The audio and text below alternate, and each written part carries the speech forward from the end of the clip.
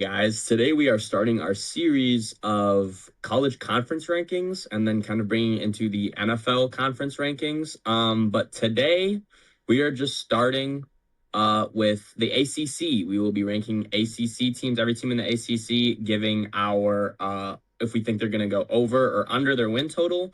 Kind of just breaking down notable players, maybe their coach. We have a breakout player for every team for you guys, and then kind of just giving why we think they are either going to go over or under their projected win total. Yep. And how are you, man? How are you doing?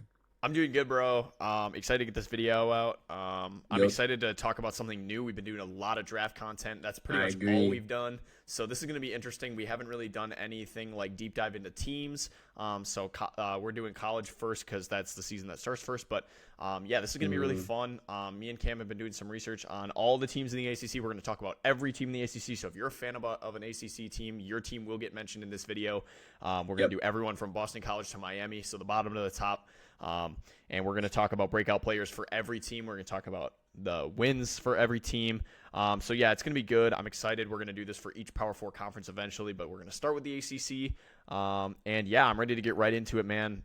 This is going to be fun. So Yeah, so we'll start in just going alphabetical order. We have mhm. Boston College to start. Yep. Obviously the powerhouse of the ACC. Yes. And that is why their projected win total is 2 wins. Yep. That is what I have. So yeah, I don't know if you want me to just go through it or if you want to start how we want to do this. Yeah, you can just go through. You're good at that. So Yeah, so Boston College, I have notable players, really none. That's kind of yeah. what I put. They don't have any big names and they don't really have any good players, to be very honest. Hmm. Their quarterback Mason McKenzie is a Yep. former 3-star with really no experience ever anywhere. So that's not great. He's Hmm. not a big recruit, nor does he have experience. Their coach is Bill O'Brien, who has been kind of just not Yeah. great for like Hmm. 5 years, it feels like, and just kind of leaves a train wreck everywhere he goes. And my breakout player was like kind of their notable player in Evan Dickens. Okay. He is their transfer from Liberty, where he did have a really, really good season at Liberty at 1,300 yards, 16 touchdowns, a fumble, and an 84.9 grade. So that's something to look forward to. Okay. And they always have a sneaky underrated O line. It's never like really good, but I feel like they've put out some prospects the last few years. And yeah, I just think overall this team is looking a little weak. What did you think about them? Yeah, I agree. I don't think they're going to improve much from last year. They went 2-10 last year. They were the bottom of the ACC. They had a 74.3 team grade on PFF. Not great. Obviously, there's the only way they can really go is up.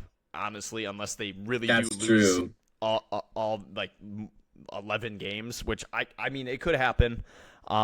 They definitely do not have a lot of the players that you want in a Power Four conference. Not a lot No. of the talent. I had some of like their offseason changes here. So yeah, they added Mason McKenzie.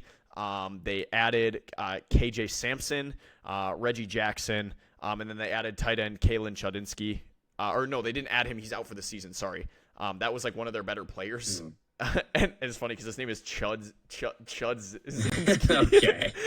um, but no hate to Kalen or anything, but yeah, he was one of their better players, honestly, on offense, and he's out for the season. So I Yikes. really don't know what I'm looking for in this Boston College team. If you're a fan, honestly, I would pretty much be hopeful because you really can't go anywhere but up. Hopefully, hopefully. I on DraftKings their over under was 3.5 wins. I'm gonna take the under. I think they're gonna win about 2 or 3 again. At this ACC conference, me and Cam were talking about it beforehand.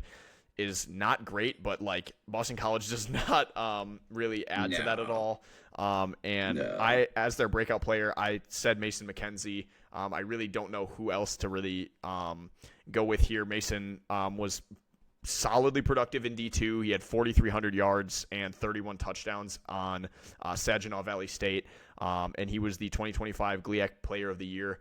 So really, I didn't really know who else to pick from Boston Damn. College. So I'm gonna go with That's Mason McKenzie. Maybe he will improve that offense a little bit. But Yeah, and he had 1,600 rushing yards as well. I will mention. So he was pretty productive in D2. But we'll see if that translates to Okay. D1. Yeah. Maybe he can elevate this Boston College squad a little bit. But yeah, like you said, not a lot to look for in this Boston College team. They don't really have many big name players, if any. Yeah. Yeah, I would guess they're going to be near the bottom of the conference again this year, even though this conference is not great. Yeah. So what would you took the under for that for 3 wins, you said?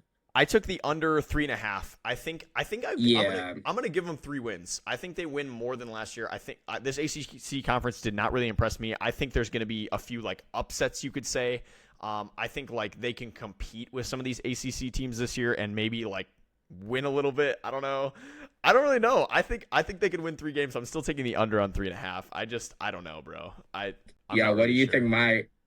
think my record I projected for them is? I think you're gonna say 1-11. Yeah. Yeah, so they face some like really garbage D3 team that's like should Mhm. be a free win. Yeah, My I'm gonna pull up projection's their 1 and schedule actually. 11.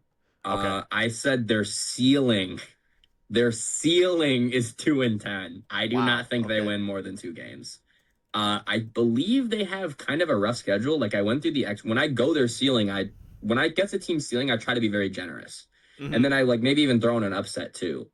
I looked at the schedule. I did not really see any games I was confident in. I don't like their Yeah, quarterback situation. I'm I looking don't at it. like their It's rough. coaching situation. The fact that their best player is a transfer from Liberty is like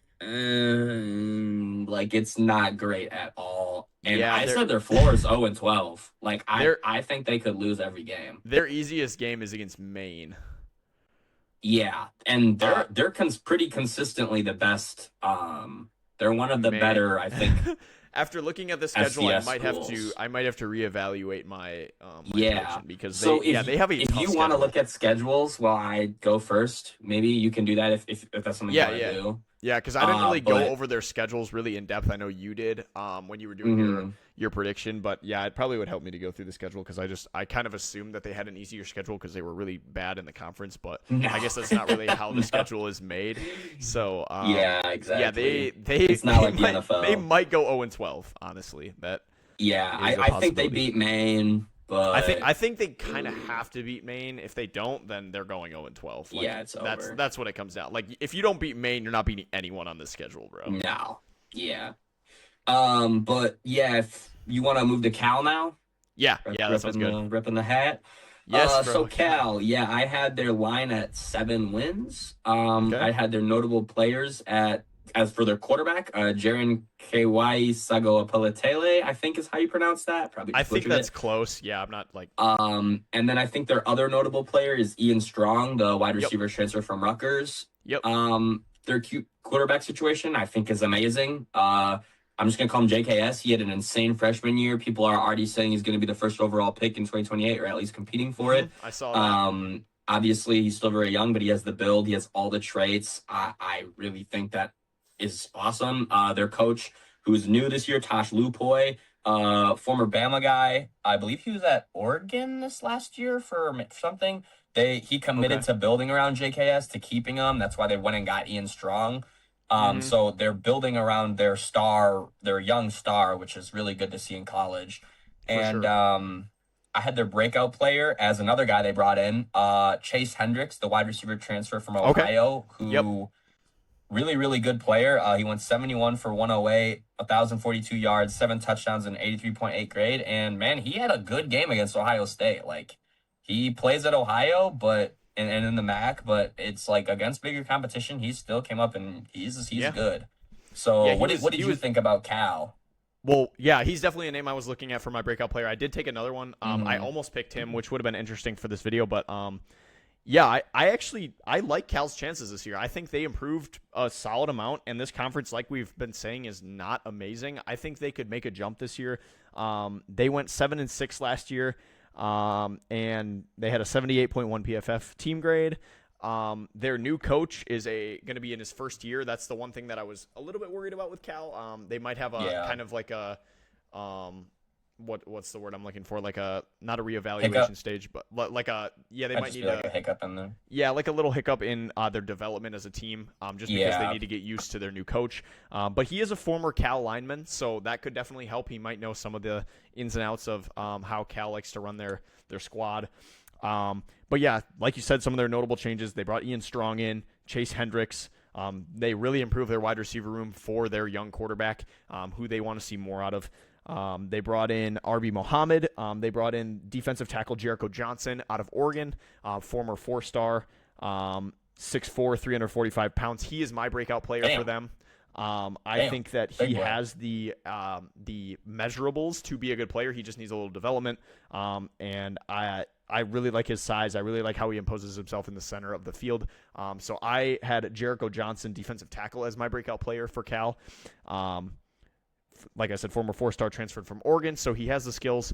But yeah, they lost a few players. They lost key linebacker Kendrick Raphael, their running back. They lost a few edges, and a few O linemen, but otherwise they didn't really lose a ton, and they brought in a Mm. lot. So I do think that they could definitely improve this year in a ACC conference that, in my opinion, weakened. Their over/under on DraftKings was 6.5 wins, and I'm going to take the over. They had 7 wins last year, and I think they improved their team, so I don't see why they couldn't win 7, 8 games this year. So I'm going to take the over on 6.5. And I need to look at their schedule because I forgot to do that. Yeah, no, you're good.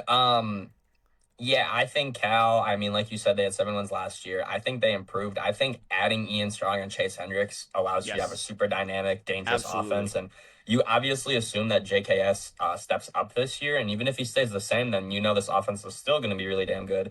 And that's why I projected them one more win. I am taking that over. I had them going 8-4. I think their ceiling is 11-1, though. I really think that they can Yeah. uh, go crazy this year. I think that they probably drop a game to either, UCLA, Clemson, Mm-hmm. maybe like an SMU. I find it hard to believe they would go 12-0 with still such a young quarterback and a For new sure. For first year sure. head coach. And even their floor isn't that bad. I had them going 5-7 as my floor. So I think at Mm-hmm. very worst, they have maybe, like you said, kind of like a Like a first hiccup year season. hiccup phase. Yeah. Mm-hmm. But I think they're definitely in to be probably competing for one of the better teams in the ACC this year. So Yeah, and I'm looking at their schedule. I mean, their schedule is pretty favorable in my opinion. They have yeah. Wagner, UNLV, Syracuse, Stanford, NC Mm, State, Wake Forest. I think all these teams are very beatable for a California yeah. team that has definitely improved their roster. I think for sure their toughest games are Clemson, Virginia, and probably either Pitt or UCLA. Those are going to be tougher teams. So I would probably say they win 8 or 9 games this year. That would be my guess. I would say if I had to guess, I'd say 8. I think they win. Um, for the most part, all those games that they should win, and then they probably drop one game to like a team that you wouldn't think they drop to. So I would say they go 8-4 this year would be my prediction. But yeah, I really like how this Cal team improved, and for sure I would be looking for them to be a certain contender in the next couple of years with Tosh Lupoy, having a little bit more experience as head coach. Um, Yeah. that's my biggest concern for Cal for sure is how will they adapt, I guess is the word I was looking for before, to the new head coaching situation. But yeah, I like Cal. I'm excited to watch them this year with who they have brought in. Yeah, me too. I think, like I said, they have a chance to have a very, very dynamic offense this year. Yeah, definitely. Um, and now with that wrapping up, let's move to Clemson. Mm-hmm. So Clemson, obviously having a very, very bipolar, unexpected year last year. Mm-hmm. Um, they hope to come back this year, and I had their line is at 7 wins. So obviously the books think that that is harder to do. It's easier said than done. For sure. Their notable players I had is Will Helt, the edge player. He was in our edge Yep. video that we talked Yep. about. Wide receiver Bryant Wesco Jr., although with his injury, I'm He not might sure. not He might play. be out all season. I'm gonna But yeah. While you're reading that, I'm gonna look. I'm actually interested about that. yeah, and then I had wide receiver TJ Moore as another notable player, and then corner Ashton Hampton, who I believe you briefly touched on in our DB video. Um, their quarterback situation is Christopher Vizina. From what I found, very, very little experience. He's kind of been sitting on the bench at Clemson for 2 years. He was a former four-star, the 78th player in the 2023 class. So at least he does come as a really big recruit. Mm-hmm. But in terms of like on-field experience and games played, very, very little. And I had their breakout player as defensive tackle Amari Adams. He was their former Okay. five-star in the 2025 class. So last year was his freshman year. And he was the seventh national player. So they expect big things from him. And I know this maybe is a little bit of a cop out because he was a top 10 player Mm-hmm. in the 2025 class. But I just think, man, with Clemson, with the Monte K part, Peter Woods gone, Yep. they're missing a Definitely. lot of that DT production. This guy is expected to probably slot right in and be their next star at that position. So I think that Amari Adams could have a really, really good breakout year For for sure. Clemson this year. But what did you think about him, man? And did you find Um, anything on Wesco? Yes, I did. So he has been cleared for camp 100%, full go. Oh, So wow. Okay. it looks like he will play this Nice. year, which is good. Because that will be that's a big Yeah, that's addition for huge. their offense. He is definitely their best receiver. So that'll be good for them. But yeah, this Clemson team very disappointing last year, 7-6. They were, I mean, national Yeah. championship contenders preseason. They Mhm. had a lot of hype behind them. Dabo Swinney is definitely hoping to come back and improve from that season. This is his 19th year. He is very experienced. He knows what he's doing, and definitely, I'm hoping at least that last year was a fluke. Yeah, They me too. added Jerome Carter, safeties Jerome Carter and Corey Myrick. Added corners Elliott Washington and Donovan Starr. Also DT Courtney Kelly, Chris Johnson, running back. But then, yeah, they lost a lot of players to the draft. They lost wide receiver Antonio Williams, corner Avian Terrell, DT Peter Woods, Mhm. TJ Parker at defensive end, Wade Woodaz, if you count him as a big loss, and then Oh yeah, yeah. and then a few other guys. Their line on DraftKings was 7.5 wins. I am going to take. I was really on the. This was one of the hardest ones for me. I don't know how they're going to Yeah, bounce back. same. Looking at their schedule as well, which was not the easiest. I did when I was doing my research. I did take the under. I think they're going to win 7 games again. I would really like to see them improve, but I don't know with all the losses they had to their team, their quarterback situation. I just Mhm. don't know if that's going to happen right away. I I would maybe say in the next couple of years they could get back to where they were previously, but I just think last year Yeah. being a down year and then losing a ton of players, it's going to be really tough for them to come back and then improve on that. If I'm taking the under, I think I would say they win probably about 7 games again. I don't think they're really going Yeah. to be an under 500 team. They're just too big of an organization for that to happen. So I would probably say they win about 7 games this year. And for their breakout player, I'm going to take Donovan Starr at corner, former 4-star out of Tennessee, standout track athlete, going into his sophomore year. He has a pretty decent build and still developing, 5'11", 185 pounds. Would like to see him pack it on a little bit. But he is a former 4-star, and from what I saw, I do like his abilities. He will have to step into a bigger corner role probably with Avian Terrell gone. We're going to see Ashton Hampton probably in that corner 1 position. So I do like Donovan Starr in Mhm. the corner 2 or 3 where he could potentially have an easier wide receiver matchup. So Mhm. I'm going to take Donovan Starr as my breakout player for Clemson. But yeah, I really hope that they do improve more than what I have them at because I do like this Clemson team and I like Dabo Swinney. So I'm really hoping that do improve. But from what I've seen from their quarterback situation, not much experience there. I have my doubts. I'm going to put them at 7 wins for the season. Yeah, so I kind of look at their schedule. This was one, like you said, very, very hard. My prediction Mm-hmm. is actually over, but very, very close, 8-4. I Okay. think that you kind of have, I think they definitely lose to LSU and Miami, and then I Yep. think that there's a very, very good chance they lose to one of Duke or South Carolina, and then based off what we saw last year, probably drop another game. So Mm-hmm. that's why 8-4 made sense to me. I do think their ceiling is 10-2. I think they can beat every other team outside of LSU and Miami.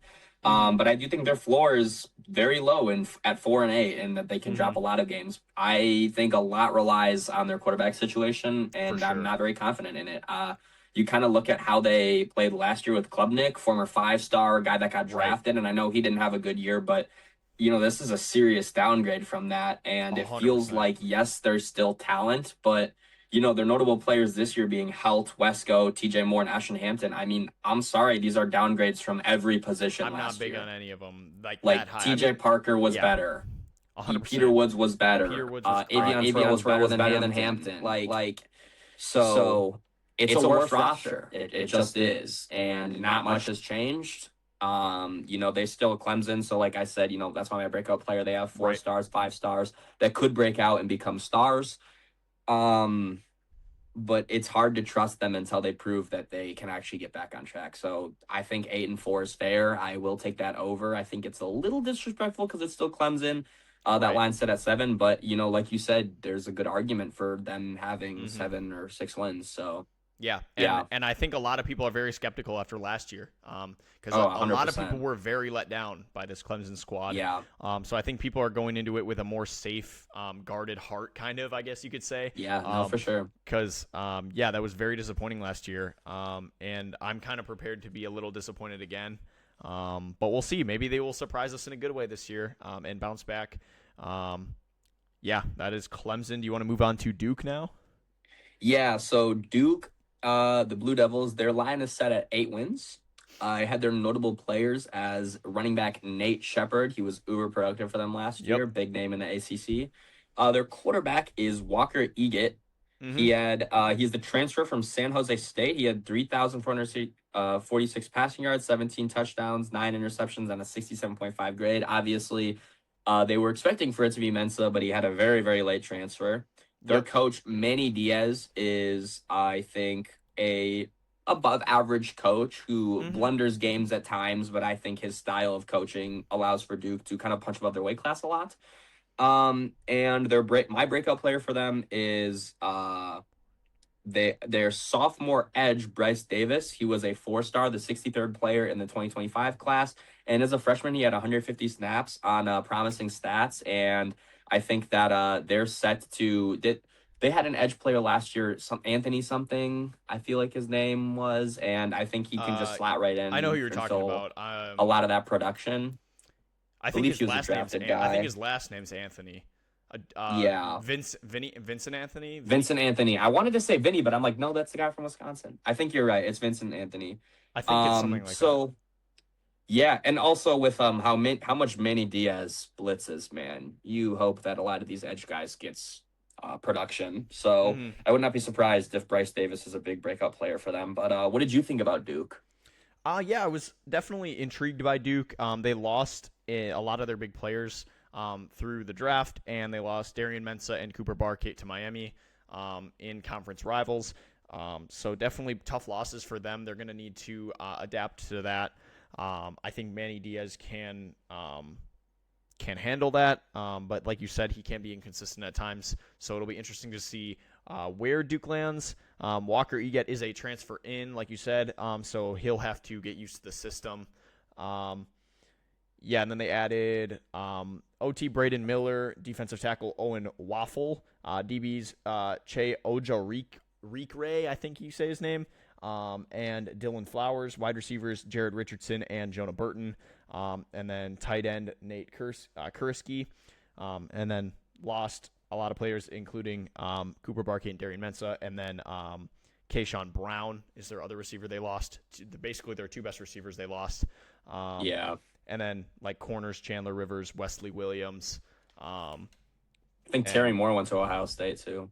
Yeah, so they lost a decent amount of guys. So yeah, I was looking at their over under line on DraftKings is 5.5 games won, and Okay. I don't know. I don't know why I thought it was 8. Oh, that's weird. Maybe I misread it, but I think it was 5.5. I don't know. I think I would probably take the over still because they're always annually good enough, and I think they'll respond pretty well to all the changes on their roster. But who knows? They could definitely take a dip. This roster doesn't impress me very much. I don't know if maybe they could do decent. I was looking at their schedule. I don't think it's very bad. I think it's pretty favorable, which is why I'm going to take the over on that. Is it 5.5? Did you look? No. So it's I'm a little confused because it says their regular season results are 8 wins overall, but then the most even line is 5.5. So I Not don't know why they have that up, yeah, I but don't it's really fine, I guess. get how they did that, but I would say under 8 wins would be my guess, but I think they go over five and a Mm, half. So I would put them anywhere in between there. I'm gonna say 6 wins. I think they go probably 6-6. Would be my guess. With a more favorable schedule. And then my breakout player for them was Nick Del Grande, and offensive tackle. I had to give the big men some love. oh yeah. He's 6'4", 300 pounds. He had an 88.1 pass block grade in 2025. I can't remember where he played. Oh, Coastal Carolina. He played at Coastal Carolina, had an 88.1 pass block grade, and he had a 79 overall grade, and he started 788 snaps as a true freshman. So I think he Wow. has the skills. Only issue is he's going to be a senior this year. He just really hasn't shown a ton because he's been on a smaller school. So we'll see if he can break out kind of on a bigger school. If you'd consider that a breakout, I would, just because he hasn't played on a big school. But yeah, we'll see. I have Nick Del Grande, offensive tackle. Interested to see what he does, and I'm interested to see what Duke does this season. Yeah, so my projection for them was 6-6. So if it was 8, I had under. I think the 8 honestly makes more sense than the 5 I would personally, agree. but if it is 5, then I have them going over. Mm-hmm. I think their ceiling's 10-2, man. If they're well coached, I think their schedule's favorable enough where the only 2 losses they have are to Miami and Illinois, Definitely. probably. But I also think their floor, like if Walker E gets not great and they can't get this passing game going after losing their 2 most productive wide receivers, I think their floor is 3-9. I think they Right. beat up on a lot of the worst teams. Like they play some really bad teams on their schedule. But after that, man, I think they are very volatile in the sense of they could be very, very bad or Mm-hmm. potentially once again be competing in the ACC championship game. For I sure. think a lot just depends on how this offense gets rolling, to be honest. The only consistent variable for me is Nate Shepard, really. He's Yeah. the only Nate person Shepard who I have is. faith in. Yeah. So, yeah, that's Duke. And next we have FSU. Mm-hmm. And, man, talk about the fall off. Yeah. Their line is set at 5 wins. That's what I had. Yep. Notable players for me is wide receiver Deuce Robinson, Mm-hmm. who was in our wide receiver video, and tackle Xavier Chaplin, the transfer from Auburn, who was really, really, really good before he tore his ACL. So Mm-hmm. hopefully he can come back. Their quarterback is Ashton Daniels, the Yep. transfer from Auburn, who was a previous 2-year starter at Stanford, I believe. And, they just got a lot of these Auburn guys, apparently. And I don't mind that. I actually think Ashton Daniels, kind of tearing down in competition isn't a bad idea. I actually think he's a decent player. I like this for FSU. Their coach, Mike Norvell, I don't really know what to think. I mean, he had the really, really, really good year with them Mm-hmm. where a lot of their fans think they were snubbed out of the college football playoff. He And also then has a he really, had really this bad year. really, really, really bad year. So it's kind of like, all right, I'm not really sure what to think. But their breakout player for me is running back Usman Kroma. He was a 4-star 107th player in their 2025 class, and as a freshman, he had 405 rushing yards for 5.6 yards per carry, 1 fumble, and a 79.7 PFF grade. And I think he is expected to be the lead back in this offense. And yeah, I think he can probably double all those numbers on top of adding a ton of touchdowns. So what did you think about FSU? Yeah, this is going to be an interesting team again to watch because they have just been disappointing as of recently since that really, really good Mm, season where they supposedly got snubbed from the college football playoff. I don't think they did. I don't think they would I have done don't very think they well. did either. But yeah, Yeah. 5-7 last year under Norvell in his 6th season. They did have almost an 88 grade on PFF, so PFF seemed to think higher of them than their performance. But overall, they did lose a solid amount of players to the draft and transfer portal. They lost Darrell Jackson to the draft, their star defensive tackle. Hmm. They lost 2 quarterbacks and then safeties Earl Little and Edwin Joseph. They Yep. lost wide receivers LaWayne McCoy and Camden Fryer. And then they lost running backs Cam Davis and Gavin Shawchuk. So they did lose a solid amount of players. I think they brought in a good amount, like you kind of were talking about, though, to replace, including five-star corner Chauncey Kennan, who is my breakout player for them. He Nice. is a true freshman, 6'2", 184 pounds, great athleticism, good He's a length. transfer, you said? True freshman recruit. Oh, okay. True Nice. freshman recruit, five-star Chauncey Kennan. He has excellent length at 6'2". Just needs to pack on a little bit more weight, and I think he could be excellent for them. I don't know if it's cheating to say a breakout player is a true freshman recruit, but I think he will be starting for them. I don't think they overall have an amazing secondary. So I think he's going to break out for them. And then, let's see. I think we were looking at different things on DraftKings because I was taking like the middle row over under, and they had it at 6.5 wins. Okay. We'll just go with your line. How about you just say it to start, and we'll go with that. That makes more sense. Okay. So yeah, they had 6.5 wins for Florida State. I'm going to take the over. I think they're going to bounce back a little bit. I think they improved more than what they lost in this offseason. I really like some of their additions that they made, recruiting and in the transfer portal. They added multiple running backs. They added multiple wide receivers, including three four-star receivers, true freshmen. They added 3 more DBs, including five-star Chauncey Kennan, who's my breakout player. And yeah, I just think from what they lost overall to what they gained, I don't think they really got worse. And they were already 5-7 last year, and from what I saw, they could have won more games than they lost. I think they lost a lot of close games. I think they lost a lot of games that they could have won. So I'm going to take the over on 6.5 wins. I think they're going to win 7. And I guess I probably should look at their schedule before I say that because I already did that. Hold up. If you want to talk about what you think. No. Yeah. So FSU, man, obviously they're kind of like a Clemson where they're a really big name team and you expect them to do a lot better than they have done for the last 2 years. But yeah, kind of bouncing off what you said, they seem to be kind of on the come up in a sense. Their recruiting class is really, really good. I mean, they had a ton of 4-stars. I know 24/7 is a little lower on Kennan. He's like the 51st player for them, not a 5-star, but they have like 7, 8, 9 other 4-stars. And then if this is right, they have 24/7's 5th national player in Jalen Anderson, the edge player. So, man, they still got, based off 24/7, a really, really loaded class with 5 stars, Either way, man. yep. So you expect to see hopefully a lot of production from this class. I had them going 6-6. Okay. So if their line's 6.5, that is an under.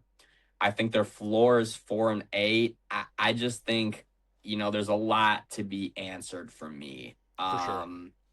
And I'm just not really sure if I can trust Norvell. I would have fired him a lot sooner than now, to be honest. So That's with fair. that mindset, I really can't trust him to win a ton of games with this. And you kind of look at their schedule and it's like, it's sketchy for me to assume anything more. Like, I think at tops they get like 7 realistically. Their ceiling for me was 9-3. Okay. But yeah, just kind of averaged out. I had 6-6, so I'm gonna take that under. But yeah, I think looking at their schedule, I think realistically they can win 7. I think I'm gonna stick with my 7-5. Yeah. Yes. All right, so that's a difference for us. You have their over. I have their under. That's is that our first disagreement on that? I think it might be. So it'll be fun to maybe come back to this and see if any of our breakout players actually broke out. Maybe that's something we can do. But yeah, I think this will be a really good team though in the future though. If they fire Norvell and they keep a lot of these recruits, man. I think they're definitely improving. Yeah, I think this can. I mean, FSU, they can maybe be a remnant of their past self. But yeah, now on to Georgia Tech. So Tech's line, I'll just look. Tech's line was 6.5 wins. Is that correct? Yes. Yep. Yeah. So their notable players for me was really just Justice Haynes. He was in our running back video. I really, really like Justice Haynes, transfer from Michigan. Their quarterback is Alberto Mendoza, Yep. Fernando Mendoza's little brother, I believe, Yep. or Who transferred older. from Indiana. Yep. Yeah, so he was Indiana's backup. Not a lot of starting experience. You hope maybe he gets, some of the skill from his family tree. For sure. But I Yeah. don't think he's even close to traded up as Mendoza is. Like I No, think Alberto is like very, very small. he So is, I believe. yeah, that's not great. But their coach Brent Key is always a really, really good coach, one of the top coaches in the ACC. The Mm-hmm. reason that Georgia Tech has had a lot of success, in my opinion. And Definitely. my breakout player for Georgia Tech is their backup running back, Malachi Hosley. Okay. Last year, he had 696 yards, 7.3 yards per carry, 7 touchdowns, and 79.5 grade.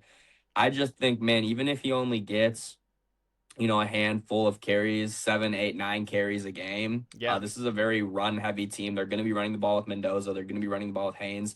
He gets to come in when the defense is tired, man. I think he could make the most. I mean, he already had 7.3 yards per carry, and now he's fresh all the time. Yeah. I mean, there's a world where maybe he's better than Haynes, and I don't think that's gonna happen. I'm really high on Haynes, but man, Hosley is not something to be scoffed at. His stats last year were really, really good. So Well, yeah, and like you said, when that's you sit my behind it, breakout player for them. when you're the RB2, you definitely get a more tired Mm-hmm. defense. You definitely have more 100%. opportunities with big plays. We saw that with Notre Dame running back behind Jeremiah Love. What's his name? Jerry Price. Price. And we weren't even the highest on Price, but because he got to sit behind He's a Love first round and pick. Yep. go against tired defenses, he was a first round pick this last year. So that could definitely happen with Hosley if Justice Haynes goes off and Hosley kind of benefits, or Hosley is just that good, like you said. Like if he has 7 yards per carry, that's really good. So yeah, that'll be interesting to watch for him. And yeah, Georgia Tech, Brett Key, you mentioned, 4th season as the head coach of Georgia Tech. He has been a great coach for them, consistently giving them good seasons. They went 9-4 last year with a bowl game and an 83.7 team grade on PFF. They lost a few players, Isaiah Canyon, wide receiver, and Eric Singleton, wide receiver. They also lost QB Haynes King and Aaron Philo, guard Keelan Rutledge, who went in the first round to the Texans, and then DT Jordan Vandenberg, tight end Luke Harping, center Harrison Moore, and those are kind of the players they lost that were key to their team. They added, like you said, Alberto Mendoza. He will be their starter. Hopefully, he's kind of their biggest question mark, in my opinion. If he can play well, I think this Georgia Tech team will be another solid team. They added Justice Haynes. What do you say? He has to fill in the shoes of Haynes King, very badly. For sure. And I don't think Haynes King was great, but Alberto Mendoza doesn't really have much. Haynes King was a damn good quarterback. Okay, he was pretty good. I will. He admit. was very good, at least in their offense. Yeah, for sure. But yeah, Justice Haynes, huge addition from Michigan. He will be the center point of their offense for sure. I would assume. Added some O linemen, added wide receiver Isaiah Furman, and CB Jaden Terry, who is a 4-star, and DT Blake Bellin, who is a 3-star. Their over-under was 6.5 wins, like you said. I'm going to take the over. I like the consistency of this Georgia Tech team.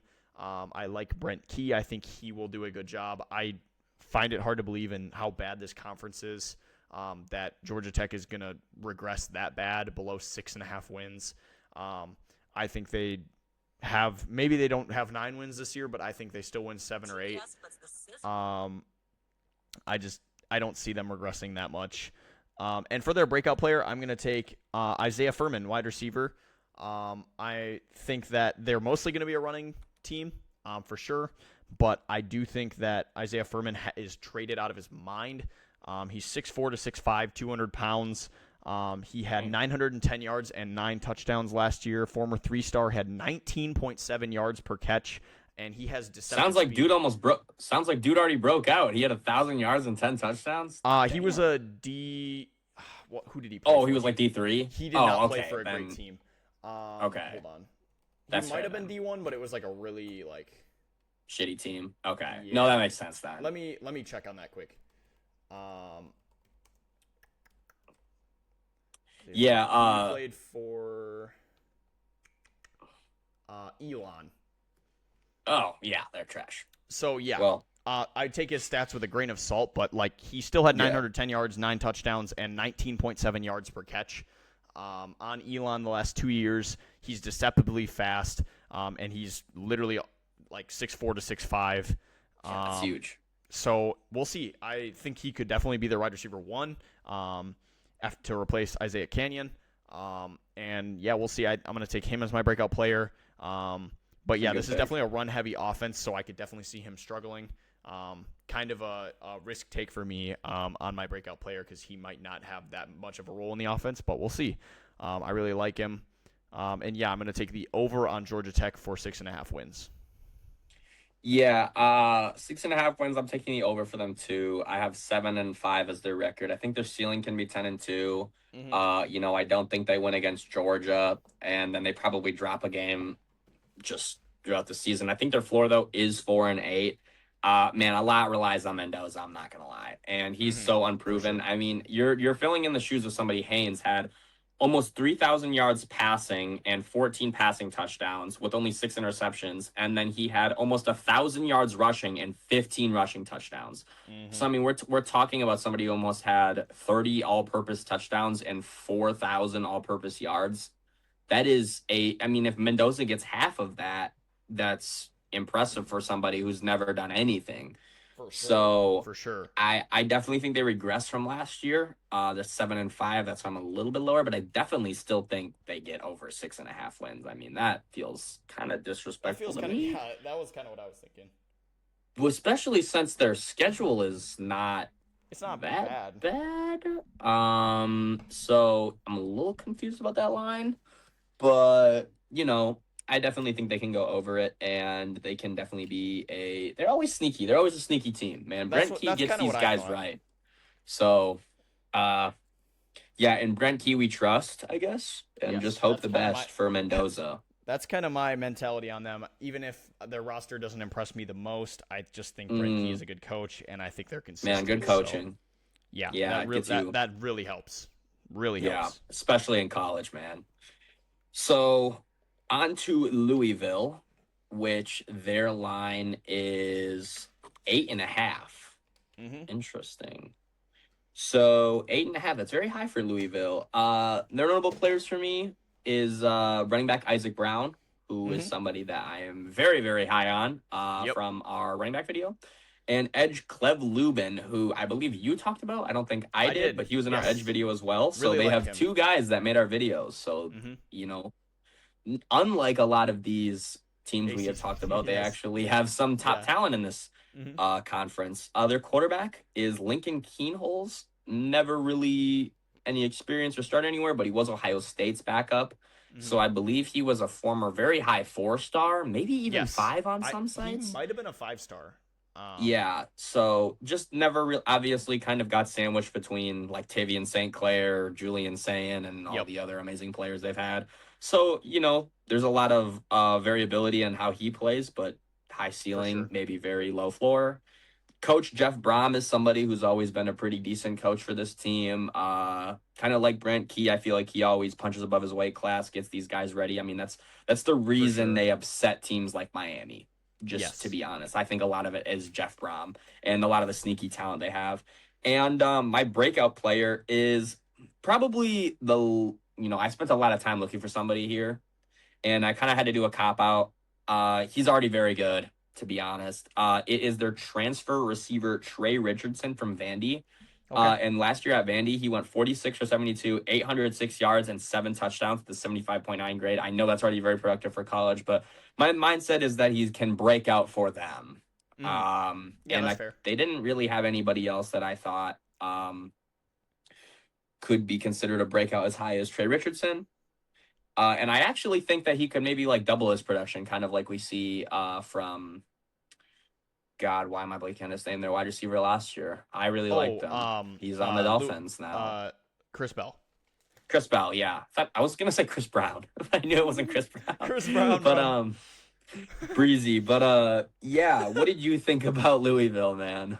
Yeah, I mean Louisville has just been good under Brom. Mm-hmm. I don't think that's really going to change this season, despite losing Miller Moss, Chris Bell, Colin Lacey, some of their better players. I don't. Did I say Chris Brown? I feel like I You did. might have. Chris I'm Bell. not even gonna lie. You might Bro, have. you put that on my mind, and now I'm okay. Yeah. Chris Bell. But yeah, they lost a few of their better players, but they did bring in some players to replace them. Yeah, Lincoln Kienholz as their starting quarterback, former OSU. He was their backup, but still being on OSU is a achievement in itself. And then along with sorry, who was the receiver you said? I'm blanking on his name, bro. Chris Bell. No, the one they or brought Trey in. Richardson. Trey Richardson. Along with Trey Richardson, they also brought in Peyton Cook and Rice Dorsey as 2 3-star true freshmen. So hopefully they can contribute as well. And then they brought in a true freshman quarterback as well in case Lincoln Kienholz does not pan out in Briggs Cherry, which I thought was a crazy name. He is a 4-star. Yeah, wasn't he? Yeah, wasn't he a top 100 player? He's good. Very close. Yeah, he's that's a 4-star. I actually did remember.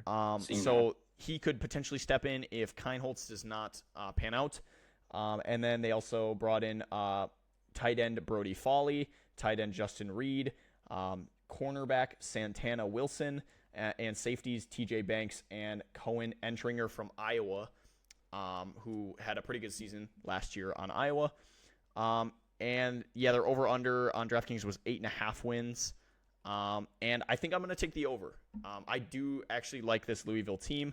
Their biggest question for me is their quarterback, which is kind of a lot of these teams. A lot of these teams lost their starting quarterback. But my breakout player is quarterback Lincoln Kienholz.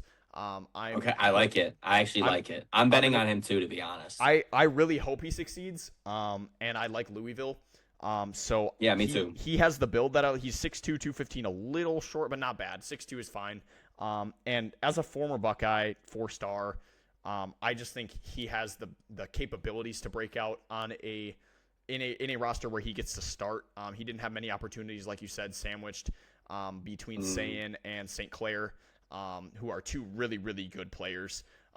So, I mean, this is a player you don't even really know if he's that great. So, again, this is kind of a risk from me because you don't really know. But because he was an OSU backup and because he was a former 4-star, I think he has great potential. And for that reason, I'm going to take him as my breakout player. I think he is going to lead this Louisville team. And I think he's going to do a good job of it. I think they're going to win 9 games again, would be my guess. Go 9-3. And yeah. Yeah, so we had the exact same. Yeah, I have the over. I had them going 9-3. Yep, exact same. I think their ceiling is 11-1. I think their floor is 5-7. I think obviously that variability relies a lot on Kienholz. But honestly, man, I'm with you. Like I said, I'm betting on him. I think Louisville has a quarterback system that plays to their strengths. Yes. You bring in Trey Richardson, who's, a really, really good SEC receiver. He's going to be even better in this conference. Their defense does a lot of the heavy lifting for them, obviously. You think of like Miller Moss struggled, and then he came here, and then they played to his strengths, and that's why Chris Bell was so productive. And I don't even think that, even if the passing game with Richardson isn't really working, well, guess what? You have Isaac Brown, who's Brown in the backfield. Maybe the best running back in the country, in my opinion. So I really think that this offense could be really good, and I think the defense could be even better. And they definitely are probably one of my top 4 teams to compete in the ACC to win the championship or the conference championship. If Louisville is the conference championship, I'm not surprised. They're winners in this of the ACC. So yeah, I took 9-3. I have the over on 8.5 wins.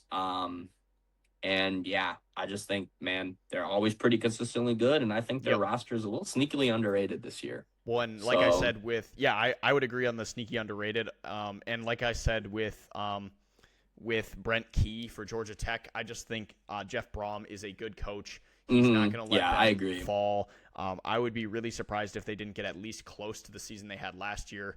And yeah, I do like this Louisville team as a sneaky contender for this conference. But now we get to the big boy on campus in Miami. Yep. If you want to do that overview. So Miami's line is 10.5 wins, which, a lot of people would maybe scoff at because they just went to the Natty last year. But they went to the Natty after going 10-2, so it's actually not that crazy. They seem to be risers later in the season, and they've pretty consistently been the best team in the ACC despite never being in the conference championship. So they are a very weird.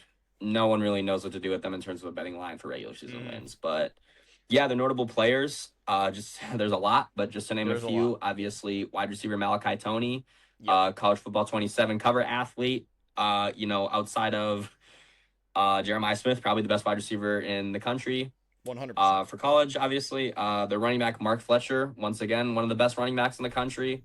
And then I picked a defensive player, defensive tackle Amon Moten, somebody I really liked, and Yep. I think can be maybe DT1 in this next draft. So, their quarterback Darian Mensah transferred from Duke. They got him very late in the cycle after Mm, kind of not knowing what to do with their quarterback situation. I actually love this for them. I yes. think he's going to be a great point guard type quarterback. I don't think I he's would going to have completely the agree. insane season that a lot of people maybe think he will, but I think he will play exactly to what they need. And then, man, Mario Cristobal, their coach. I Mm, mean, we're talking about one of the best coaches in the country. He's an amazing recruiter, out of his mind absolutely. recruiter.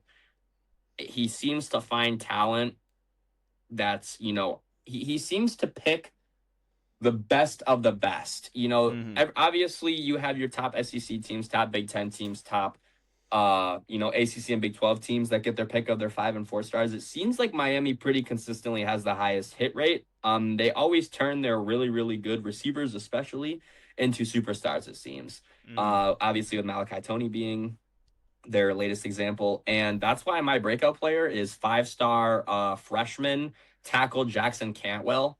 I just kind of look at what they do with a lot of their younger players, and especially like Maui Noah, obviously, is their latest example of that. Not a tackle, mm, but still a guard, hybrid O lineman in that sense. And I just think there's no reason he can't come in. And I think one of their tackle positions is secured, but I think the other one might be open or at least have a battle for it. And even if he's just a swing tackle, man, if he's productive for this team, I mean, this team's predicted to be maybe competing for the Natty once again. So that's why he's right. my breakout player.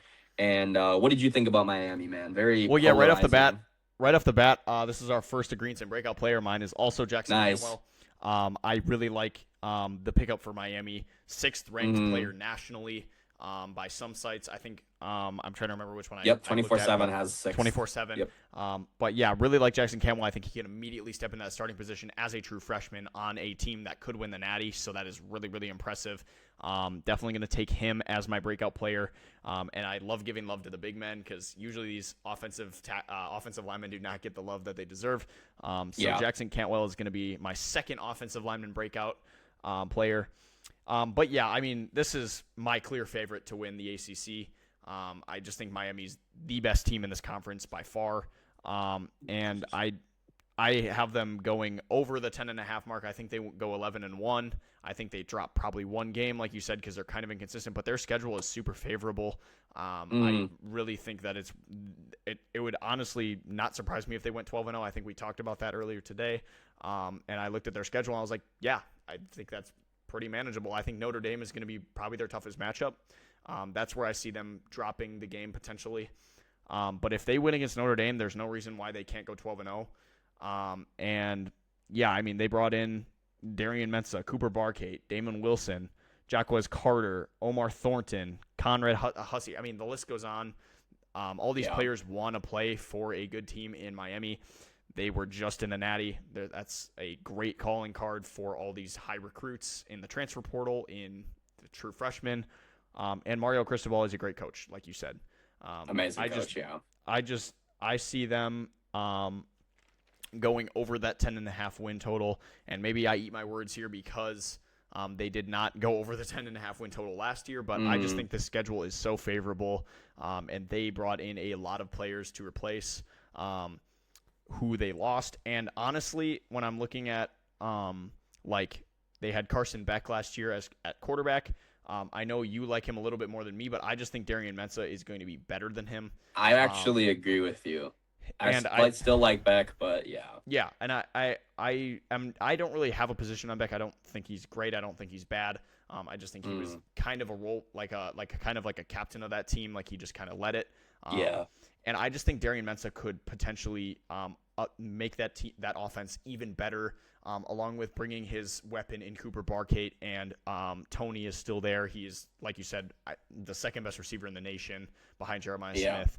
This offense is high-powered with Mark Fletcher in the backfield, and then their defense is always good. And this schedule is very favorable. So I'm going to say they go 11-1. They drop one game somewhere. It's Miami. They got upset by Louisville last year. They're going to get upset by a team. I just know it. But I just think they're going to win 11 games. They're going to improve on last season, and definitely going to be a natty contender again. They have no excuse. Other than injuries, they have no excuse not to be another natty contender with this roster. But yeah, my breakout player is the same as yours, Jackson Cantwell. Offensive tackle. Nice. He's 6'8", 330 Yeah, pounds. he's fucking He is huge, absolutely bro. huge, bro. That is insane. Wait, how much does he weigh? 330. Oh, okay. I thought you said 380. I was like, No. I was like, wait, what? Dude, that'd be insane. But no, 6'8". Yeah. 6'8". Yeah, that's fucking massive. Wow, dude. That is massive. Yeah, so Miami, I look at how on fire they were at the end of last year, and I feel like they kind of discovered a lot of players in a sense. Like Malley and Fletcher were kind of on fire and had some of their better games in the second half of the season after they had kind of already lost a few of these games. I believe they lost to SMU and Louisville. Louisville for sure. I can't remember who they lost to. I think it was SMU was the other one. And, man, I feel like, this defensive line obviously got a little worse with Bain and Mesidor leaving. But, man, when you have the guy that coaches them up, oh, man, it doesn't matter. God, why am I blanking on his name? Is it who? Their defensive coordinator or what? Yeah. It's not Lawrence Taylor, is it? No. Hold on. I'm finding out. Is it? Corey Heatherman. No, not their defensive coordinator, their D-line coach. Oh. Corey Heatherman was the former defensive coordinator at Minnesota, by the way. And that's why we were so Jason good. Taylor. Yes, Jason. Okay, yeah. So, Jason Taylor, that was... Yeah, I don't know how I forgot that. Anyways, I think, you have insane talent like Amon Moten, and then he coaches them up to be even better. Yeah. So I think their defensive line can still be really, really good. I think the rest of their defense is amazing. They have elite players literally at every position.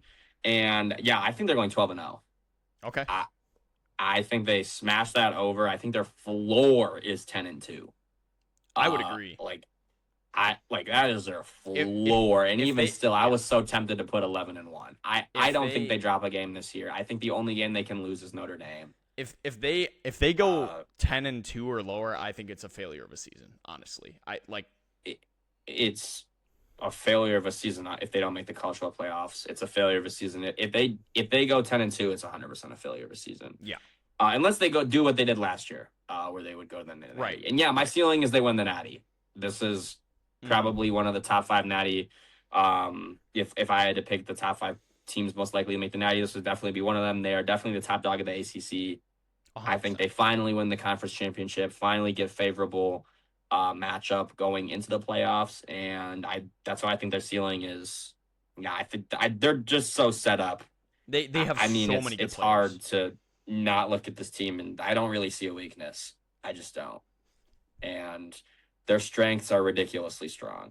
I mean, like, you tell me Malachi Tony's going to get better. You tell me Fletcher's going to get better. I mean, the only thing is if Mensa, which this is fair, can't take kind of the competition level going up. But even still, they both played in the ACC, so that's not even really that valid. The only thing that would be different is the expectations. Right. But, man, I think he's, the reason why people like Mensa is he's so cool and collected. I don't like his traits, but as, the IQ is obviously there. Well, dude, and talk about, the pressure. He took Duke to the ACC championship and won. So, yeah, I mean, he's done this. They still went 7-5 or whatever. But, I know what you're saying. I see what you're saying. His squad improved. The team around him improved. I just think he doesn't really have an excuse, and he already showed that he can win the big games. Cool. I mean, bro, we went this entire conversation. We didn't even bring up Cooper Barkate, his guy. I mean, you talk about comfort level. This is somebody who'd probably be an elite wide receiver 1 who's now a 2. I'm sorry if you did. No, you're good.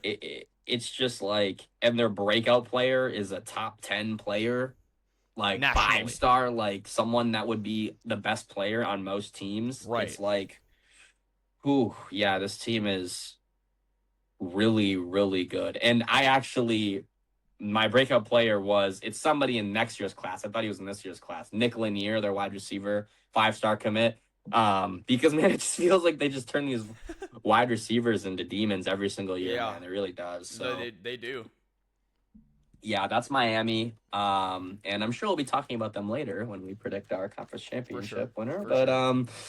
yeah, on to NC State. So NC State's line was set at 7.5 wins. Yep.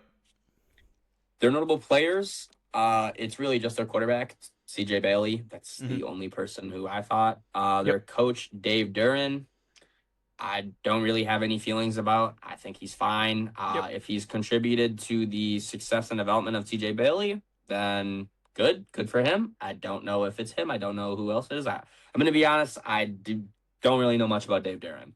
Yeah. I thought their breakout player is going to be wide receiver transfer Victor Snow from Buffalo. He Okay. went 62 for 88, 821 yards, 8 touchdowns, and 74.9 grade. I think he's probably projected to be CJ Bailey's top target. And Interesting. CJ Okay. Bailey has some fans, man. Some people think CJ Bailey can be a really, really good quarterback prospect. I'm not really there yet. I still think he's super raw, but he definitely has the traits. He's huge, and he has a pretty damn good arm too. And yeah, NC State. What do you think about them? I feel like they're very, very polarizing, to be honest. It's interesting because we have two different receivers as our breakout players. So Nice. I have Joshisa Trader from Miami. He is a transfer from Miami. 6'1", 190 pounds, redshirt sophomore. I thought he had quick twitch and smooth route running. In the clips I saw, did not get much playing time on Miami with a stacked wide receiver core. But I could see him with his skills being able to break out for sure. and maybe have an impact on that NC State team. But yeah, it'll be interesting to see. I'm sure they're going to have a receiver breakout because they didn't really have like a alpha wide receiver one. So that'll be interesting to watch. They lost a few players to the draft: Justin Jolie, tight end, defensive tackle Brandon Cleveland, defensive end Cian Sloan, and then they lost offensive tackle Jacarius Peak to South Carolina. And then they lost wide receiver Noah Rogers and Terrell Anderson, and running back Hollywood Smothers to Texas. So they lost. Hey, and where did Noah Rogers go, baby? Where did Noah Rogers go? I don't know. Wait, Alabama. Did he really? And he was damn good for NC State last year. He was, yeah. He was really good, and he's projected to be a guy for us. Sorry, I just shout that out. But sorry, wait, who was the receiver that you had as a breakout again? Victor Snow. Victor Snow. Okay, thank you. But yeah, and then they added a bunch of wide receivers, like a ton. They added Snow, they added Trader, they added Chance Robinson and Davian Dozier. So they obviously are going to have a wide receiver battle there.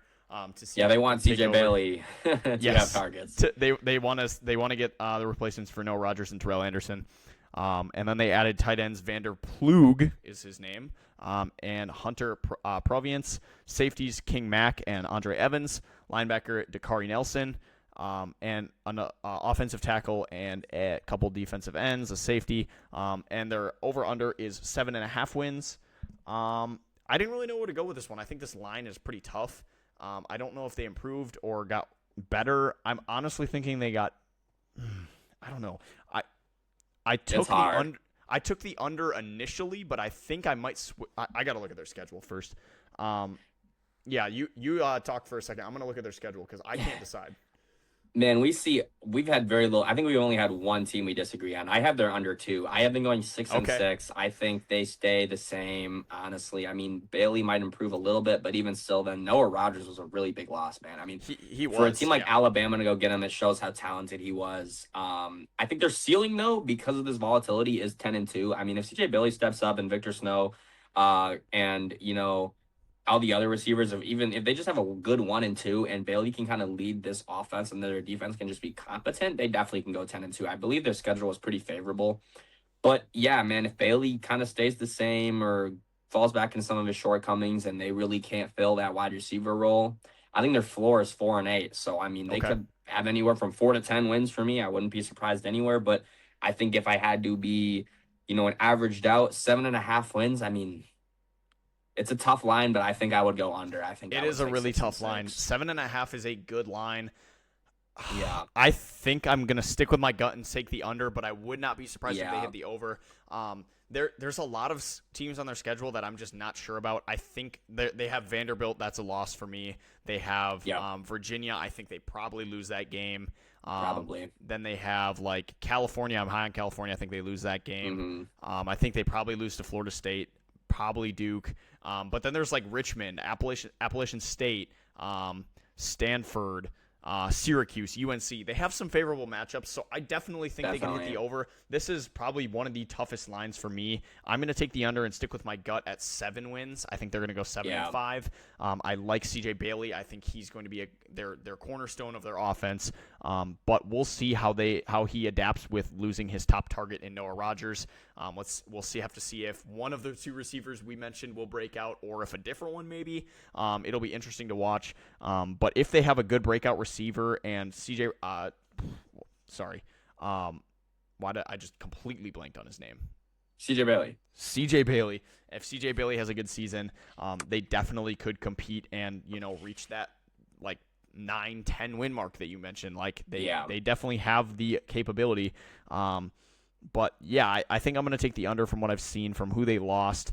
And I think I'm gonna agree with you on that. I think I might give them one more win and go 7-5. But overall, we definitely agree on NC State.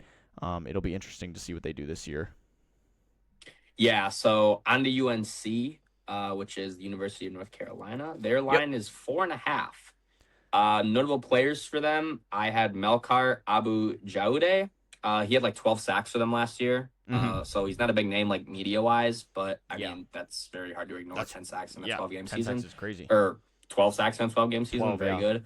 Quarterback is Billy Edwards Jr., transfer from Wisconsin. Don't love that, to be honest. Him later. Yeah.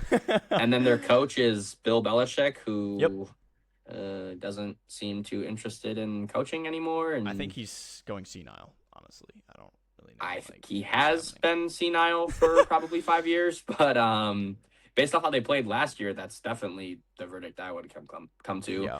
I think their breakout player is running back Demon June. Sick name. Yeah, that is 465 yards off 5.5 yards per carry, 2 touchdowns, a fumble, and a 69.8 grade. I just think I don't really trust this passing game, so they're probably going to lead on their running game, and I think he's probably going to be the guy for them. So that's why he's my breakout player. And what do you think about UNC? Obviously, you said you have some choice words for Billy Edwards Jr. Well, as a Wisconsin fan, I am fully aware of how good Billy Edwards is, and for the reason that I watched him this year, I'm taking the breakout player as true freshman QB Travis Burgess. I think he's going to be starting by the end of the year. The only reason I have him as a breakout is because he's going to be starting on a D1 team as a true freshman. Yeah, that's fair. I do not like Billy Edwards. I do not think he will be starting. I just wrote in my notes that I expect him to be starting over Edwards at some point, and that's why I have him as a breakout. He's 6'4", 193 pounds, true freshman, 4-star recruit. So I think there is some skills there that he might have a edge over Billy Edwards. But yeah, I'm not a big fan of this UNC squad. Bill Belichick does not seem interested in coaching. They went 4-8 last year, and I think that was kind of lucky. I don't think they were that good last year. At 4.5 wins, I'm taking the under. I do not think they're getting over 4.5, even in the bad conference. I think they're going to be a punching bag for a lot of these teams who want to win more games. I don't see a lot of the players there. They brought in not competitive. They brought in safety Jacob Weatherspoon, 5-star. I mean, maybe he starts. Maybe he adds a little bit to that DB room, along with Kenton Dobson's corner, 4-star. They also brought in Trent Kahuna from Wisconsin. They had a 5-star. He might be for some sites. I think on 24. What is it called, bro? What is the site called? 24/7. 24/7. I think on 24/7 he was a 5-star or a 4-star. What's his name? I'll look for you really quick. Sorry. Jacob Weatherspoon. Jacob spelled with a K. Yeah. Why is it not? He was either a 4 or a 5-star. I can't remember. It says that he was this year? Hold up. Was he a fresh? Is he a true freshman? He's a true freshman, I believe. Unless they don't like him at all, I do not see him. Um, Oh, letter of intent. So I forget on what does that mean? on 24/7 Sports, it says he's signed with UNC. Yeah, he's the 173rd national player for them, 4-star. But there's a difference between he's one of the signed letter of intents. Okay. There's like a difference. I forget what it is, but it's like slightly different. Okay. I think it's So like yeah, if maybe. you're taking a year off or something, or like you Okay. won't be joining the team till a year or something like that. Interesting.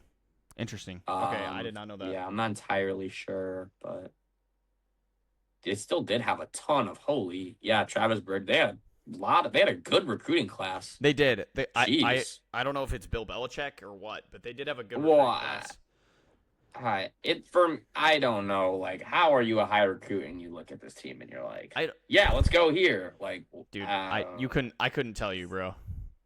Uh, But they did sorry bring to in. interrupt your whole train No, of you're thought, good. They but- did bring in wide receiver Trek Kahuna from Wisconsin. Too to go with Billy Edwards. Was he any good? He was decent. I don't know. He was solid. I just don't think they're going to be a pass heavy team because their quarterback situation is not good. Yeah. So yeah, I'm not high on this UNC team. I think they go under the 4.5 win total. I think their breakout player is QB Travis Burgess, who takes over for Billy Edwards at least halfway through the season. Because I do not think if Billy Edwards is somehow still starting, I think he just gets injured because that's what he did at Wisconsin. I could go on Fair. and on, bro. I could go Fair. on and on. Yeah, But fair. yeah, I'm gonna take Travis Burgess, and the under on their win total. Yeah. I'm taking the under 2. I have them going 3-9. Okay. I don't think they even come close to that. Getting 5 wins would be. I mean, their ceiling for me is 5-7. I think their floor is 1-11. I think they face like a really like they face like Richmond or something. So you're not gonna lose that game, but like Yeah, but let me check their schedule. every other game is like very easily losable. And they don't have the talent. They don't have the quarterback. Their coach. They faced East Tennessee State. That's probably what I'm thinking of. Yeah. But other than that, yeah, they have Miami, Louisville, Virginia, Pittsburgh, Clemson. Yeah. Like, bro, Notre Dame. There's like TCU. 5 guaranteed losses. Bro, they are gonna get smoked. They might win That's 2 what I'm games, saying. bro. Yeah. I mean, I have them going 3-9. Oh, I no. don't. Yeah. It doesn't look good for them. No. And to think, but yeah, that's why they're a basketball school. To think that when Bill Belichick was hired, we were like, UNC's gonna be a football school. I never said that, but I know what you said. Like a lot of people. A lot of people did. Yeah. Yeah. Let's stop talking about UNC before I get depressed. It's Yeah, just me that. too. It's really depressing. Yeah. So let's move on to Pitt. Yep. Pitt. Their line is 7.5 wins. I had notable players as Jakirian Turner, their running back. Mhm. Their quarterback, Mason Heinschel. I believe he filled in for Eli Holstein at times last Mhm. season and looked really, really good. So I don't mind that, but I think he was just kind of inconsistent. Yep. Coach Pat Narduzzi, I have mixed feelings on. I believe he had that press conference where he was like, "This game doesn't matter at all," because, and it's like, whatever. Yeah. That doesn't sit right with me as a coach, and I mean, Pitt just seems very inconsistent at times, so I don't really know what to think of him. My breakout player for them is safety Josh Garrier. He had 130 snaps as a freshman last year. He was a 3-star, 557th player in their 2025 class, but 150 snaps almost at freshman. That's pretty decent for Pitt, I feel like, so that's why he's my breakout player. And yeah, overall, I don't really know what to think about Pitt. They always kind of seem, I don't know, just very middle of the pack to me, which is probably why their line is set at 7.5. But yeah, what do you think about Pitt, man? Yeah, I agree with you. I had very much mixed feelings on this Pitt squad. They lost a lot of players, in my opinion. They lost running back Desmond Reed. They lost linebacker safety hybrid Kyle Lewis, wide receiver Kenny Johnson, linebacker Rasheem Biles, a couple more wide receivers. They lost cornerback Rashad Battle, safety Javon McIntyre, and offensive tackle Jeff Percy. They brought in linebacker Alex Sanford Jr. And DeMarco Ward and Marcus Jennings, 3-star recruit. They brought in Desmond Johnson, another 3-star.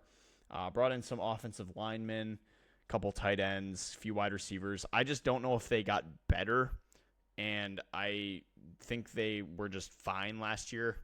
Mm-hmm. So my breakout player is Alex Sanford Jr., the linebacker. He's basically just Kyle Lewis, like the same build, the same, like literally, dude, he's 6'1", 225. He's like the exact same build. He's a redshirt junior, former 3-star. I think he's literally just going to play the Kyle Lewis position, Probably. And they know how to do that, obviously. So I think he's going to break out for them and kind of be a Kyle Lewis. And we saw kind of what happened with Kyle Lewis. He went in the 4th round this last year in the NFL draft. Yeah, really good college player. Really, really good college player. I think Sanford could kind of do the same thing. So yeah, that's my breakout player. Further over under 7.5 wins. This is kind of like NC State. I just don't know. Like I feel like there's so many things that go into this team that I'm unsure of, and for that reason, I'm going to take the under. I'm going to have them winning 6 to 7 games. I don't necessarily really like this team that much. Yeah, me neither. Their roster is fine. But yeah, I don't, like you said, I don't know really how to feel about Pat Narduzzi. I mean, he this is his 11th season, so he has to be doing fine enough. But like I just don't know. They went 8-5 last season. I just think fine at Pitt is like so average. Yeah, and they went 8-5 last season, but I don't know if they were good enough to be 8-5. Like they kind of snuck a few out. They were fine. I think I'm going to take the under this season. I think they're going to regress. They lost a lot of their key players. I think they're going to need a recovery year kind of. I think I'm going to give them 7 wins. I think I'm going to have them just under the 7.5 total. They are pretty consistent, so I think they will have a winning record. But we'll see. Maybe they do worse than that. I could see it. I don't really see them winning more than 8 games. I would be surprised. Yeah. But yeah, I would like to hear what you have on Pitt, and if you have a similar take. Yeah, so I have them going under 2. I have them right at 6-6. Okay. I think their ceiling is 10-2 because I do think that if Heinschel can tap into kind of the ceiling that he showed last year, I think they could be sneaky underrated with their passing game. But I think, that's a very, very fantasy-esque ceiling. And I also think that they have a very favorable schedule to get to that point, too. And I think their floor is 5-7. I really would find it hard to believe they're going to go, in my eyes, like anywhere from 5, 6, or 7 wins. I really don't see any worse or any better. I think they're just going to be very average this year. Just like everything about this team is just very average to me. Yep. And I think their record is just going to show that. Mm-hmm. So I don't really have anything else to say about Pitt. I just think they're going to be a middle of the flock ACC team this year, and totally 6-6 is my prediction for them. But moving on, we have SMU. Their notable players are tackle PJ Williams, guard Addison Nichols, and running back Kendrick Raphael. Another one of their notable players that I just saved for this spot is their quarterback Kevin Jennings, who has been a pretty good starter for them for a couple of years now. Yeah. Their coach Rhett Lashley has seen them do honestly very good. He's a very, very good recruiter. It feels like SMU always lands a 5-star or a very high 4-star at that. And it seems like they always pull off upset wins. And I think they were 2 years ago. They were in they lost the conference championship game to Clemson, and they were in the college football playoffs. And then last year, I forget how many wins they had, but I know they upset Miami, so that's really good for them. And my breakout player for them is wide receiver Jalen Cooper. Okay. He was a 4-star, 231st player in their 2025 recruiting class, and last year as a true freshman, he went 18 for 34, 311 yards, 2 touchdowns, and a 61.5 grade. Okay. I just think SMU is going to be a very, very good run-heavy team, and that their one option that they will consistently pass to is going to be Jalen Cooper. And I think Kevin Jennings is a good enough quarterback that I think he can double his production easily. Sure. What did you think about SMU? Yeah, honestly, I kind of like this team. I think that Rhett Lashley is a pretty solid coach. This is his 5th season. They went 9-4 last year, and like you said, they upset Miami. They had some pretty good wins. Mm. I just feel like they do more with less. I don't think they're like a big recruiting school, but like they seem to do fine. Yeah, they lost a few key players. They lost tight ends Matthew Hebner and R.J. Maryland.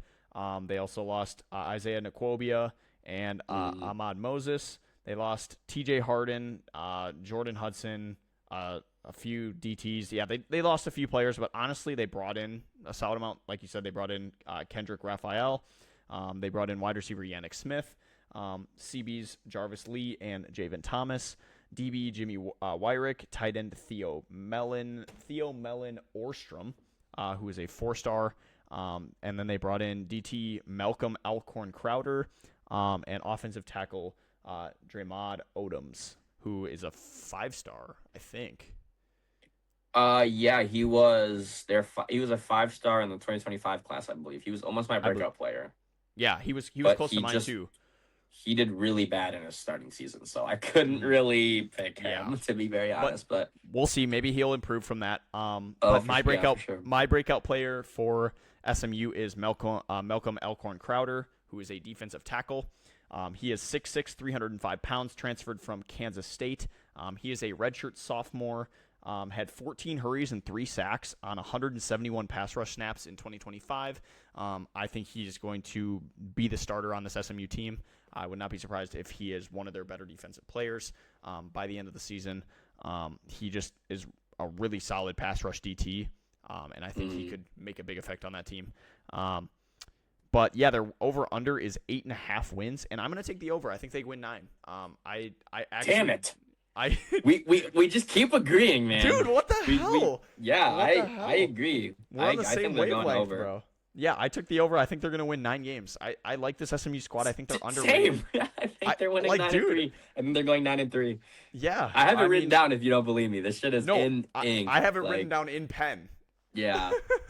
Yeah. And we did not converse before this video, bro. No, we didn't. No, we did not. Yeah. Yeah, I do think this team is sneaky underrated. I think they could make a run for the ACC championship potentially. I would probably say they're one of the lower contenders, but definitely still there. I'm gonna say they win 9 games. They get that over 8.5. I just think they always have a sneaky good team, and they're gonna do that again this season. Yeah, like mirroring what you said, 9-3 for me. I think they can go over. I'm not gonna lie, I really like this team. I think they have potential to be very, very good in this conference. That's what I'll leave it at right now. I think their ceiling's 11-1. Okay. I believe they face Miami, or it's either like Miami or Notre Dame, so they probably drop that one. But I think their floor is 7-5. I mean, maybe they drop a few games, but like at their very worst, I think they're still a positive record team. I just think their O-line with their quarterback room, is really, really good. And then like Jalen Cooper, my breakout player, is someone that I believe in. Rhett Lashley seems to get this scheme down to a science, and he kept a lot of the very important players that he needs to keep that success. And I just don't know why you wouldn't expect for them to be a good team this year, to be honest. For sure. So, SMU I am a big fan of in this conference. And, I think 9-10 wins is definitely probably what's realistic for them. Now do we want to go to a kind of opposite team in this conference in Stanford? Stanford, yep. Yeah, so Stanford's line is 3.5 wins. I have their notable players as linebacker Matt Rose and tackle Nicky Prongos. Their quarterback is Davis Warren, who I did not know was still playing football. He is a former quarterback at Michigan who was like notoriously horrendously bad, like ungodly bad. Maybe I think this is the same person. Like I looked into it because I was like, I'm very surprised. I'm pretty sure this is the guy that played at Michigan. If I'm wrong here, I can get grilled for it, but like I looked into it and I don't think there's 2 Davis Warrens playing college football. So I hope it's not this guy though. Like that's kind of what I'm trying to say. I'm like, damn, he's not good. Their coach Tavita Pritchard, don't really know much about, just to be very honest. This is his first full season. Yeah, and I kind of like, let's be real, their coach is Andrew Luck. Yeah. Yeah. So he's their GM, but I feel like he's also kind of like their coach. He's on the Yep. sidelines, so I feel like that's them saying he's the coach without them saying he's the coach. So, Mm-hmm. it's weird because it's like, well, I don't mind the situation if it's Tavita Pritchard, but then if it's Luck, I'm like, okay, maybe we're onto something here. Yeah. My breakout player for them is wide receiver transfer from Yale, Nico Brown. He went 71 for 101, I believe, or 71 for that 90, I think that is. 1,099 yards, 11 touchdowns, and 91.9 Okay. grades. So really productive at Yale, and he makes the switch to Stanford. And maybe is Davis Warren's top target if he can find out how to throw the ball. Mm-hmm. What did you think about Stanford, though, man? Yeah, their line at 3.5. I was definitely struggling over a little bit. I don't really know. Honestly, Mm, like you said, Tavita Pritchard first season as head coach. If Andrew Luck is actually just yeah. basically their coach. They went 4-8 last year, 69.4 PFF team grade. They lost star tight end Sam Roosh to the NFL draft, and then they Mm, also lost C.J. Williams. They lost a couple corners and multiple linemen. They brought in a few quarterbacks to compete with Davis Warren, I guess. We'll yeah. see. So it might not be him, to be It might honest. not be Yeah. him. They brought in a 4-star wide receiver, Zion Robinson, cornerback, Leroy Bryant, and linebackers, Wasi Lugo Lobi and Chase Cahoon. And then they brought in defensive lineman Max Meyer, who is a 4-star true freshman. So they brought in a few Nice. solid recruits. My breakout player is a different wide receiver again. I'm going to take Zion Robinson, their 4-star true freshman recruit. 6'4", Okay, 180 pounds. Would like to see him add a little bit of weight, but he has the size. for sure. 4-star, 186th ranked recruit nationally. I think he's going to be a starter at the very least. Wide receiver 2, maybe. Wide receiver 3. I think he's going to make an immediate impact on the team. They just don't have an amazing receiver room. So we'll Mm, see. We'll see who the quarterback is as well, because that could definitely have a massive impact on that. yeah. But I think I need to again look at their schedule, because I just don't know if I want to go over or under here. The line is pretty good for them. I could see either way. Yeah. Um, No, yeah. it's a hard line for them. Let's see. Okay. I thought their schedule was kind of challenging, to be honest. I I Looking took at it, the under.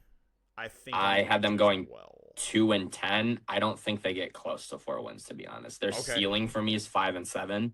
Okay. I just don't trust the quarterback situation. I don't trust the coach.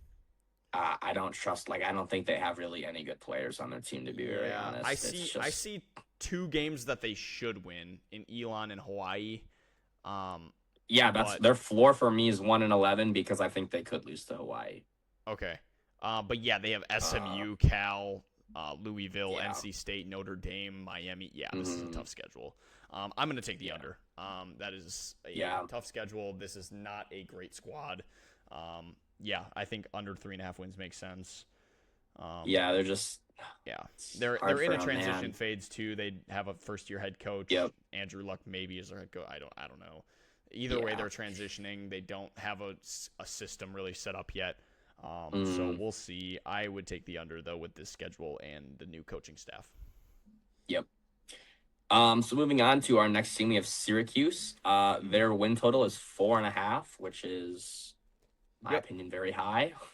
Notable players, Chris Peel, their corner. I really liked him, to be honest. I think he's probably one of the better corners in the country. And then their other corner, Demetrius Samuel.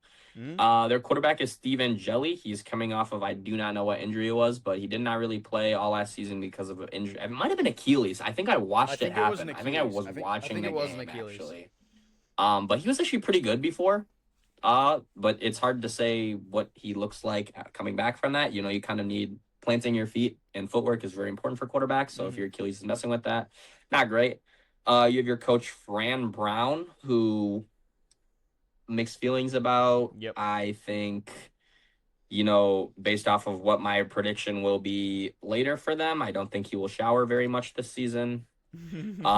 If you understand that.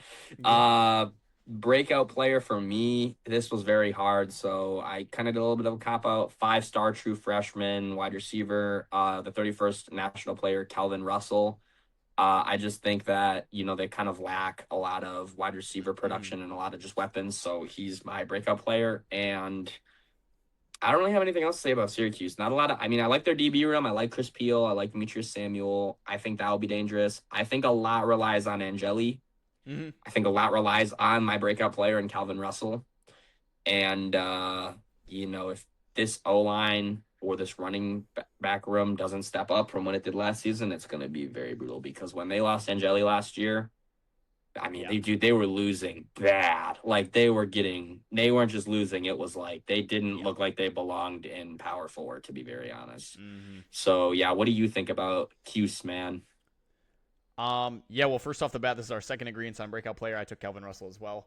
Like Nice. you said, 5-star, 6'5", 195 pounds. He's Yeah, he's huge. huge. He has great size. I would be surprised if he's not the wide receiver one on this team. Yeah, that's kind of Um, what I was thinking too. Immediately. Yeah, I mean, Steve Angeli coming back from injury. We'll see how that goes. I actually do think he's a good quarterback, and I think he elevates this squad if he's healthy, for sure. But yeah, the biggest question is if he's not back to himself, like what does this Syracuse squad look like? I don't know. Mm-hmm. It's not great. Their coach is in his third season, still relatively new. Um, they added a few other quarterbacks, but none of them really impressed me. They added a few other wide receivers as well, a couple tight ends. I honestly think, yeah, they also added Demetrius Samuel Jr., who I think is a 5-star, if I Yeah, that was remember the guy. correctly. That was the guy I talked about. He was the Oh, other did you? corner. Oh, you might have Hmm? you might have mentioned him. Yeah, Demetrius Samuel. Yeah, sorry, I think you did actually mention him now that but yeah, they have a good DB room. I think Steve Angeli can lead this offense. And if he doesn't, they're going to struggle. 4.5 win line. Honestly, this is my hot take. I'm going to take the over. I think Steve Angeli Ooh, is going to be five able to wins. elevate from 3 wins. I think they will just jump above. I don't think they're going to have a winning record or anything. I think they win 5. Mm, I think Steve Angeli can make this team better. I think Calvin Russell will be an immediate impact player for them. And then, like you you would said, hope, yeah. good DB room. I like Chris Peel. I hope Demetrius Samuel can pan out and be the CB2. If that's their CB tandem, they have a good corner room. Yeah, that's Um, true. and then along with that, they add a few other guys to um, smooth out that defense, I guess you could say.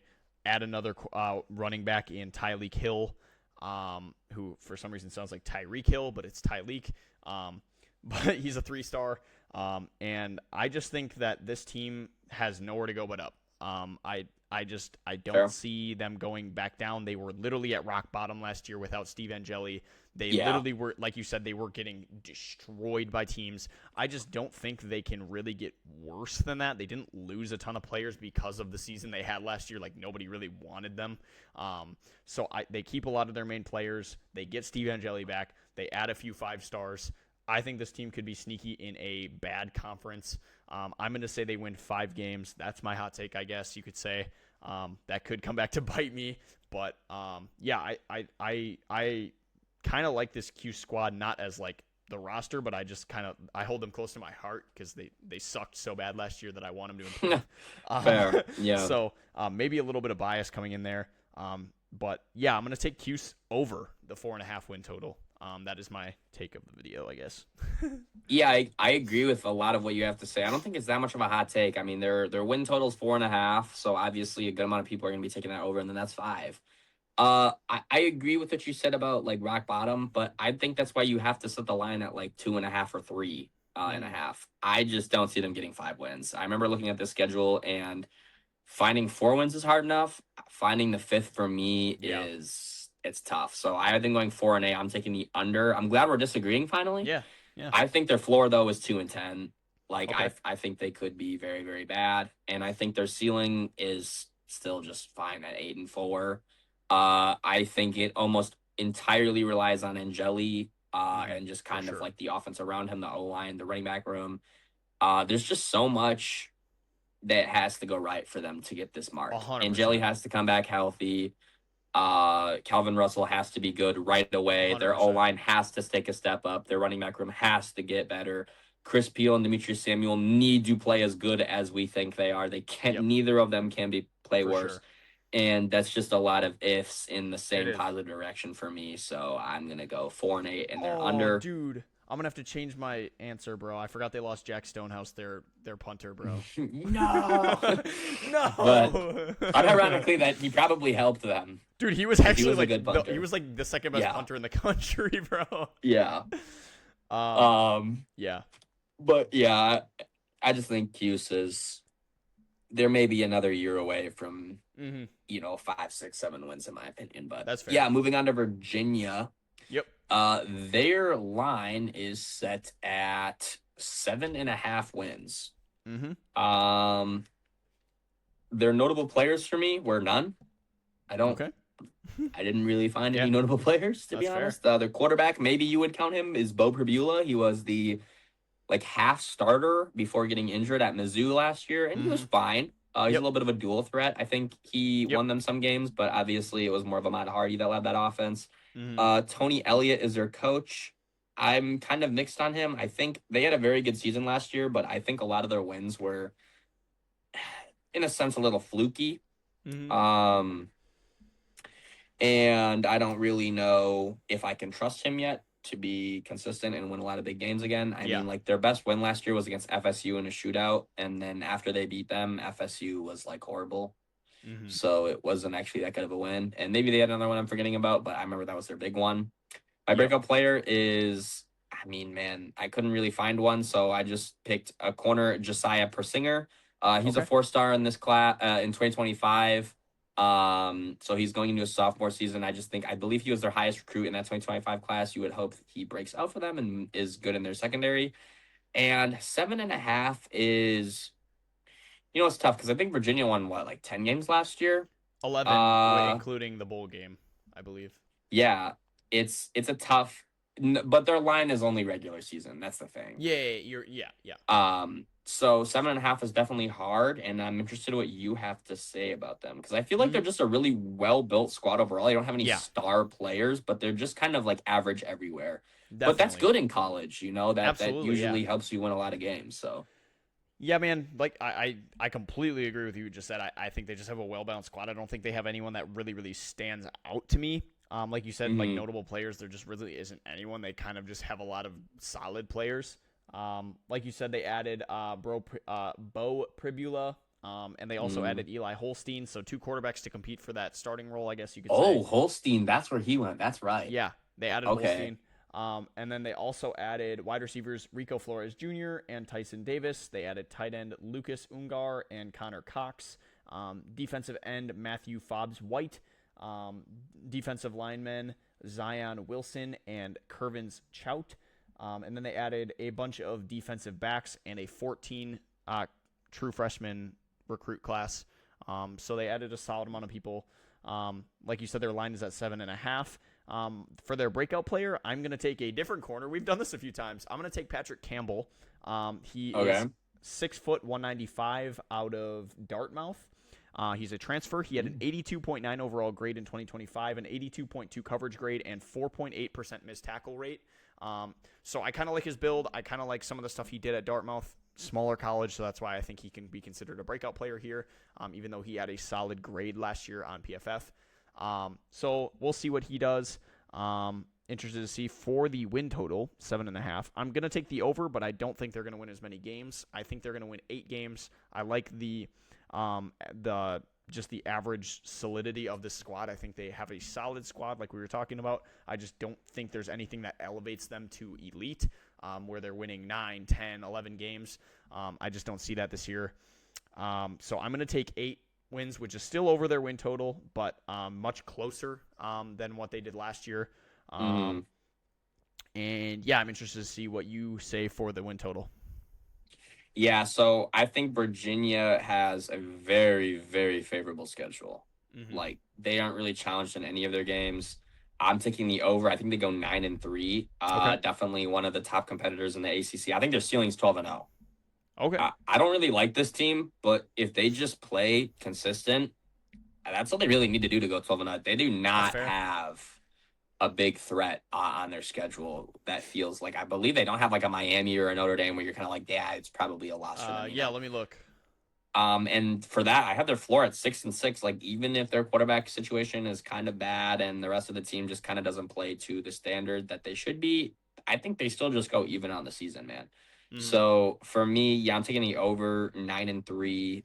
I just think they, very variable schedule, boring team, but kind of good in that Yep, sense. Like, they're just boring good. And because of that, I think that that's all you really need to win this for conference or to sure. be at least very good in it. So compete in it in a sense. So So yeah, they don't have Miami or Notre Dame. I would say their toughest games are SMU, Duke, mhm, Cal, and those are all winnable. Yeah. So yeah, those are all winnable. um, NC State maybe. Yeah, yeah, I just think Virginia is very average, but they play that average very well and very for sure. consistent. So I think that that is 9-3 in the ACC, to be honest. Yeah, and this conference is Um, not great. So no, it is not. So yeah, we want to move on to Virginia Tech. yep, Virginia Tech is next. So Virginia Tech, their line is 6.5 wins. I said notable to players for them is defensive tackle Kamari Copeland. Their quarterback is Ethan Grunkmeyer, the Mm-hmm. transfer from Penn State. It feels like half of Virginia Tech's squad is transfers from Yep, Penn State, to be honest. And yep, if you go look at their transfer list, it's literally all just Penn State guys. I'm not yep. kidding. And Following that's James because their Franklin. coach is James Franklin. Yep. The coach who was very, very good in just about every game that wasn't the most important ones at Penn State for the Yep. longest time. Just to be honest, he'd probably go 10-2 or 11-1 every year, losing to Ohio State and losing the end of the season big game, and that's kind of why he got fired. But honestly, I love this move for Virginia Tech For because they sure. don't really go play the Ohio States. Yeah. They play a lot of the average teams that James Franklin beat a ton. And yeah, my breakout player for them is actually Ethan Grunkmeyer. I think he Okay. played actually kind of fine. I think he showed flashes, and I think he's just going to a much more favorable location in terms of competition they're playing while also keeping Definitely. his coach. That seems very rare for transfer quarterbacks. So I kind of like the stars to align in a sense for him to improve a ton. And yeah, 6.5 wins. What do you think about Virginia Tech, and do you think that they go over or under for them, man? Yeah, so my breakout player is also Ethan Grunkemeyer. Like you said, Nice, I nice. liked what I saw from when he got in Mm-hmm. at Penn State. Following his coach, he already knows the scheme. He already knows all that. So it's going to be easy for him to immediately take that role. He's going to be the starter of Virginia Tech. They lost Kyron Drones, who's a Packer now. Let's go. Not going to do anything, but Is he still like on the roster? I think Did he so. get cut or anything? Oh I wow, don't think okay, he's good got. for I him. don't think he's. I don't think he's gotten cut yet because they just posted like a happy birthday for him. So I don't think. I don't think he got cut. Um, Risky game. but yeah, Ethan Grunkemeyer is going to be their starter. And along with that, they brought in Quayshawn Brown from Duke as a number one wide receiver target, and I think he will definitely help Ethan Grunkemeyer. So yeah, I just think there's no need for readjustment after transferring because he followed his coach. He's gonna. He showed out in limited games in 2025, and he has a good wide receiver target. So I don't think there's any real reason why he shouldn't be able to show out a little bit. Yeah, they added, Grunkemeyer, like I said, they also added Keelan Wiley, linebacker, and Curtis Jones, added DB Kenny Wosley, Jacquez White, Quentin Reddish, and then Kayshawn Brown mentioned him, Marley and Jackson, also a wide receiver. And then they added running back Jeffrey Overton, who is a 4-star from 24/7. So they had a decent recruiting and transfer class. I think a lot Mm. of players liked that James Franklin was the coach. This is a proven coach Oh, who, for obviously, sure. other than the big games, was a good Well, he's coach. good at development too. Right, and he's a good Great developer. recruiter and great developer. Yep, exactly. But with that being said, I'm going to take the under this year because I just think there's going to be a readjustment phase. I don't think like they had 3 wins last year. I don't think they're going to immediately Yeah. be like, "Yep, I'm moving to over 6.5 wins." That's 4 added wins. I think they're going to need a year to readjust with James Franklin to let Mm-hmm. Grunkemeyer get settled in, to let some of these guys develop. I do like their future. I think they have a good Oh, me future. too. I love I, this. I really love the Yeah. move to get and I don't want to make it look like sound like that I don't like this move for James Franklin. I think they made a great No, move I getting James Franklin. love it, dude. I think they made a great move in the transfer portal in recruiting. I just think there's going to be kind of like Cal. I think there's going to be a hiccup. Like there could be a hiccup here. I don't know if I like adding an immediate 4 wins to this team in 1 year. Yeah, And they might do it. They might. I could completely for see sure. it. I'm just skeptical. I'm gonna take the under. I think they get close. I think they win 5 or 6. And that for me is a big improvement. Like Virginia Tech did not look good last year. So No, they did not. Getting to the 6-win mark and going 500 would be a successful season. To me, they're going to have a readjustment year. They're not going to quite break that 6.5 win total. But for the future, man, really excited about Virginia Tech. This is a team that could definitely be a competitor in the ACC in the coming years. So, Yeah, so I agree. I think this is going to be a team that me and you will be talking about in future videos in For much sure. higher regards, to be honest. Absolutely. I really love the move to get Franklin. Their 2026 class and 2027 class is already really, really good. Oh, He yeah. is already having a master class in recruiting, and it's obvious that Virginia Tech is giving him all the funds he needs to. They're putting a ton of trust into him. Definitely. But I kind of agree with you. I think 6.5 wins. They have a really, really hard schedule. I Yeah. really wanted to like Virginia Tech. I wanted to give them like 7, 8, 9 wins. I think realistically they go 6-6 with their schedule and under that. But that's still not bad, man. Going even for No. Virginia Tech, No. it's not bad, especially when you have the chance to maybe knock off a couple games, some upsets, and that's why I think their ceiling's 9-3. I do think their floor is 3-9 because I think a lot can go wrong here, to be honest. Definitely. And at the end of the day, James Franklin still did get fired for a reason. He's not a perfect Right. coach by any means. But I think more realistically, they probably win 6, 7 games, honestly. And unfortunately, their line's just set a little higher. Yeah.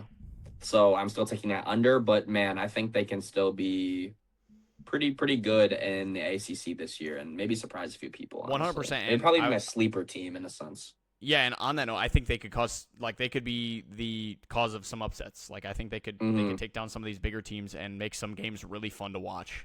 Because they're just going to be kind of volatile this year because they are still readjusting. But yeah, really interested to see what Virginia Tech does. Me too. They'll be fun to watch this year. For sure. Wake Forest is our next team and is our last team in this video. Always feels weird that they're in the ACC. I always forget that. I know. I'm not going to lie. I always do. I but agree. their line is set at 5.5 wins. I don't have any notable players for them. Okay. They're one of like 3 teams on this list. Unless you think I'm crazy or wrong for that, I don't think they do, to be honest. Their quarterback is Gio Lopez. He was the starting quarterback at UNC last year, who transferred, I believe, to just playing not that great and also beefing with Bill Belichick. Their coach is Jake Dickert. To be honest, with Dickert and Lopez, I don't know a whole ton. I think Lopez is a little bit of a dual threat. I think he's fine. I like Wake Forest. I feel like it's probably a decent transfer location for him. Dickert, I don't know much about. I just know Wake Forest has been kind of surprisingly good, so maybe a lot of that success can be panned on to him. And my breakout player for them is wide receiver Carlos Hernandez. He went last year at Wake Forest 40 for 71, 611 yards, and 3 touchdowns with a 61.5 grade. I think he can probably double his touchdown production, maybe add 200, 300 yards, and overall probably be their wide receiver 1, or if not, for sure, really, really good wide receiver 2 for them. So, what do you think about Wake Forest, man? Yeah, this was like kind of a surprise when I looked at their 9-4 record from last year. I did not think they were that good, honestly. And I was looking at some of their the past couple seasons, and Jake Dickert the last 2 years, or the last year he led them to 9-4, and before that they were kind of struggling. So very impressive, honestly, and I definitely took that into account when looking at this over/under line of 5.5. They lost a few players. Damon Claiborne, who went to the Vikings, your Vikings, and then they also lost corner Karen Prunty. They lost Sterling Burkhalter, wide receiver Chris Barnes, and wide receiver Micah Mays. So they lost a good amount of their wide receiver room. And then they lost DT Mateen Ogba. He went to Texas Tech. Ogba, thank you. And then a few quarterbacks. But they replaced them with Gio Lopez, who I think is going to be the starter on this team. I think he's solid enough, has dual threat ability. Also added a few wide receivers. They added a few DBs as well. few offensive tackles, and then they had quarterback Grant Lawless, who is a 4-star quarterback, so he will sit behind Gio Lopez, maybe start eventually if Gio Lopez is not doing well. And then linebacker Michael Ahua, who is also a 4-star, plus 28 more true freshman recruits. So they had a big true freshman recruiting class. For their breakout player, I'm going to take Joshua Patterson, safety, who is a transfer from Iowa State, 5'11", 195 pounds, and played 114 snaps as a true freshman on Iowa State. Nice. 3-star, allowed no touchdowns, had an interception and 2 PBUs on 58 coverage snaps, and played 30-plus snaps in 3 different positions. So I kind of liked his versatility, kind of like that he was a true freshman, got some snaps in Iowa State, who is a solid team in the Big 12. So we'll see. I definitely could see him starting on the squad. And honestly, I think their over-under win total is kind of disrespectful going off of last season. I think they're going to hit the over on this. They don't have a lot of like star players and a lot of like, this is kind of a worse version of Virginia for me. Like they don't have star players, but they were just solid last year. They didn't really need the star players. And honestly, I think they're going to win 6-7 games this year. I don't see how they would lose, like go under that 5.5, just because like they showed this last year that they can win 9 games. I don't see why they couldn't win another, 7 games this year. I don't think that's that out of the question. They brought in a ton of recruits. They brought in a solid amount of transfers, and I know their schedule is a little tough. It's really tough. It's really tough, but yeah, we'll see. I think the 5.5 wins is kind of a little bit disrespectful after the last season they had. But yeah. I know you are going to have your own take on this, so I would like to... No, it's good we disagree. Because someone's going to be right, someone's going to be wrong. It's more content, too. And if we make the same take and then we're both wrong consistently, then we just both look like idiots. Exactly. So, at least only one of us looks like an idiot half the time. But no, I have their under. I think they go 4-8. This schedule, they play every hard ACC team. I mean, they play Georgia Tech, they play Duke, they play SMU, they play Virginia, they play Cal, they play Louisville, they play Miami. Their out-of-conference game is Purdue. It's not like, I mean, they're not like great, but it's still like a Big Ten team. For sure. And then they still play like NC State. Like the only free wins they have for me are Merrimack and Akron. Okay. And then like I would imagine they probably beat Wake Forest and NC State, but I think they lose to literally everyone else they play. And then maybe they beat Stanford. Mm-hmm. That's fair. So I mean, they probably wouldn't want to Stanford or NC State and lose the other. So that's why they're going 4-8 for me. I think their ceiling is 8-4. I think maybe they, they beat like a Cal if they're bad, maybe like a Duke if they're bad, maybe like a Virginia if they're not great. But I think their floor is 3-9. I think they could definitely lose 2 of the 3 of the Purdue, Stanford, and NC State games, and then beat obviously their 2 Akron and Merrimack games. But yeah, I just think their quarterback situation isn't great. This roster doesn't look amazing. I don't know how I feel about Dickert, to be honestly. And yeah, they were good last year, but when you face this gauntlet of a schedule where it feels like they're going to start 2-2 and get whooped in back-to-back weeks against Miami and Louisville, it's like that doesn't set a great tone. And they could potentially start 1-3 if they lose to Purdue. Like this whole thing could be very derailed for them, in my opinion. But for sure, if they replicate last season, then I could be wrong and you could be right. They could easily get that 6-win mark. And, teams obviously don't meet expectations all the time. Cal could be bad. Virginia could be bad. SMU, Duke could be bad. So we'll see. Not ridiculous to say or anything. But that was Wake Forest. Yeah. Yeah, it will be. I think they're also another team, kind of like Virginia Tech, that, I mean, like I said, they anywhere from 3 wins to 8 wins, maybe even a little higher. Hard to say. Yep. And with that, we're just going to wrap it up. Do we want to have, I think we should say our conference championship game? Yeah. So the 2 best teams who we think wins that. For sure. So picking our champion. And then if we have offensive player and defensive player, would you like me to go first? Because I already have this plan. I don't know if go for it. Yeah. So my conference championship game is Miami is 1. The other is maybe a little surprising. I just really, really like them. I think their run game is going to be really, really good. I think they have a super good veteran quarterback. I actually really, really like their coach. Any guesses? SMU. As to who this might be? Yes, it is Miami versus SMU. All right. Sneakily, I think SMU could win. They beat them last year. I don't think Yeah. it will happen. My championship winner will be Miami, but that Okay. is my current prediction is Miami versus SMU. And my offensive player of the year for this conference will be Malachi Tony. I just don't see, honestly, it's him or it's probably off the top of my head like Isaac Brown. Yeah, But that's man, fair. Malachi Tony's so good, and it feels like he's gonna be dominating in every single game. I mean, there's no DBs in the ACC that can guard him one on one. There just isn't. Absolutely. Yeah. He's so fit, he's so quick, he's so shifty. And my defensive player of the year, this is why I think Miami will win, is because they have both of them. It's Ahmad Hmm. Moten. I think he's a demon. I think he's easily the best defensive player in this conference. I think the only other argument is like maybe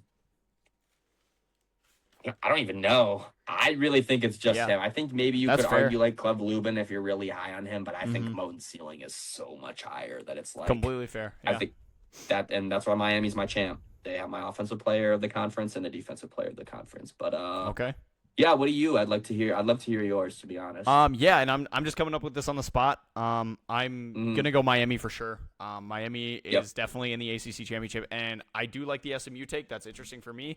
I'd like Mm. SMU as a top 4 team in this conference. I'm gonna take Louisville. I really like Louisville. Okay, that would So have been my second team to be fair. I'm gonna go Yeah. Louisville versus Miami in the ACC championship, and I'm gonna take Miami. I just think they're the best Hmm. team very easily. I agree. This conference did not impress me that much. Miami is just so Yeah, far and it's not ahead, good. the best team in this conference. I would be surprised if they didn't win, but like we saw last year, Duke won. Like it can happen, for sure. So yeah, I'm gonna take Miami to win over Louisville in the ACC championship for my offensive player of the year. Yeah, I'm gonna take Malachi Tony. I just think that's the obvious answer. It's yeah. He's the second best receiver in the nation. He has Mm. in my opinion, an improved quarterback situation. He has another receiver on the other side in Cooper Barkate, who I think is a great wide receiver too. That will open up his availability a little bit. Mm. So yeah, I'm gonna take Malachi Tony. And also, bro, I keep almost saying like Kadarius Tony just because I'm used to it. That's fair. They're But kind yeah, of similar. they A are little similar bit. players. But yeah, Malachi Tony is my ACC Offensive Player of the Year, and I actually am gonna go Cleve Lubin as my Defensive Player of the That's Year fair. in the ACC. You did like him, didn't you? I really So liked him that's when I not. watched him. He is a veteran. He is so productive. And I have to have a reason to like this Louisville team. And in my opinion, he's their Mhm. defensive cornerstone. He is going to be one of the main reasons that Louisville, for me, is in the ACC championship. Ahmad Moten, obviously, amazing player. I'm just going to take Cleve Lubin based on his production, and he's in a better position, in my opinion. Like, Edge, I feel like, gets a little bit more recognition for that defensive player, like, of the year. Like, obviously, there's not an actual award for it, but, like, I just feel like it's easier to get good production as an edge and stand out a little bit Yeah. more. So I'm going to take Cleve Lubin. He's going to be the main reason Louisville goes to the ACC championship.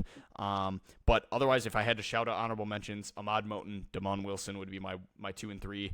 I think Damon Wilson could have a huge jump from Missouri to that Miami defensive line. Yeah, What were you definitely saying? could be Damon Wilson. No, that's a good. Yeah, That Damon Wilson's a really good pick. Yeah. Damon Wilson would be an honorable mention for me. Ahmad Moten. Trying to think of any others. Chris Peel, baby. Chris Peel. I actually did think about Chris Peel. Chris Peel could be an Had to excellent. shout him out. He's probably the best player in the secondary in this conference, honestly. But yeah, I'm gonna take Cleve Lubin. I just think he is proven production. He's gonna have a good year. I don't see why he would regress really. He showed last year he can put up that production. And I really think highly of Louisville. So I'm gonna take Cleve Lubin. And yeah, I guess that's my prediction. You got your prediction. We're gonna see who's closer. We're gonna see like what kind of plays out this season's gonna be so fun. We still got three power conferences to go. We're gonna do. I think we're gonna do Big 12 next. Yep.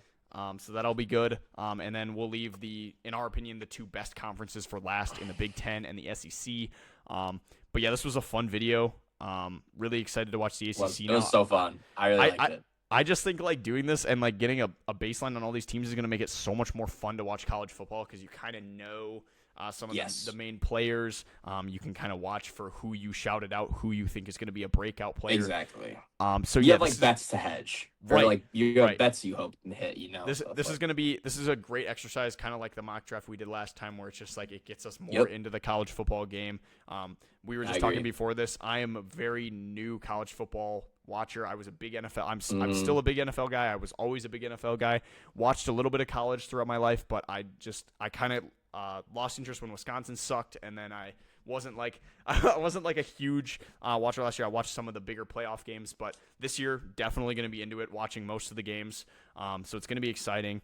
And I know Cam watched more college football than me last year, but we're both going to be watching intently this year with all the knowledge we've been gleaning from our research. But yeah, fun video. I don't know if you have anything else you want to say, man. No, not really. Yeah, it's been good. I'm excited to see. Super fun. Yeah, I'm excited to see. I can't wait to the Big 12 video too. The Big 12 video is going to be good. I think Big 12 is definitely better than the ACC, so that'll be a fun video. Yes. And we're going to have some fun conversations. Maybe a little bit more disagreement than in this video. We kind of agreed a lot in this video, but we'll see. Maybe Big 12 will be a little bit different. Hopefully, yeah. We need to get some disagreement in here. We gotta get the tension rising so when we're watching college football, we can argue. But yeah, this is the Neutral Zone. Hope you guys enjoyed. Interact with this video. See you guys next time. If you like it, see you guys. We will catch you in the next one.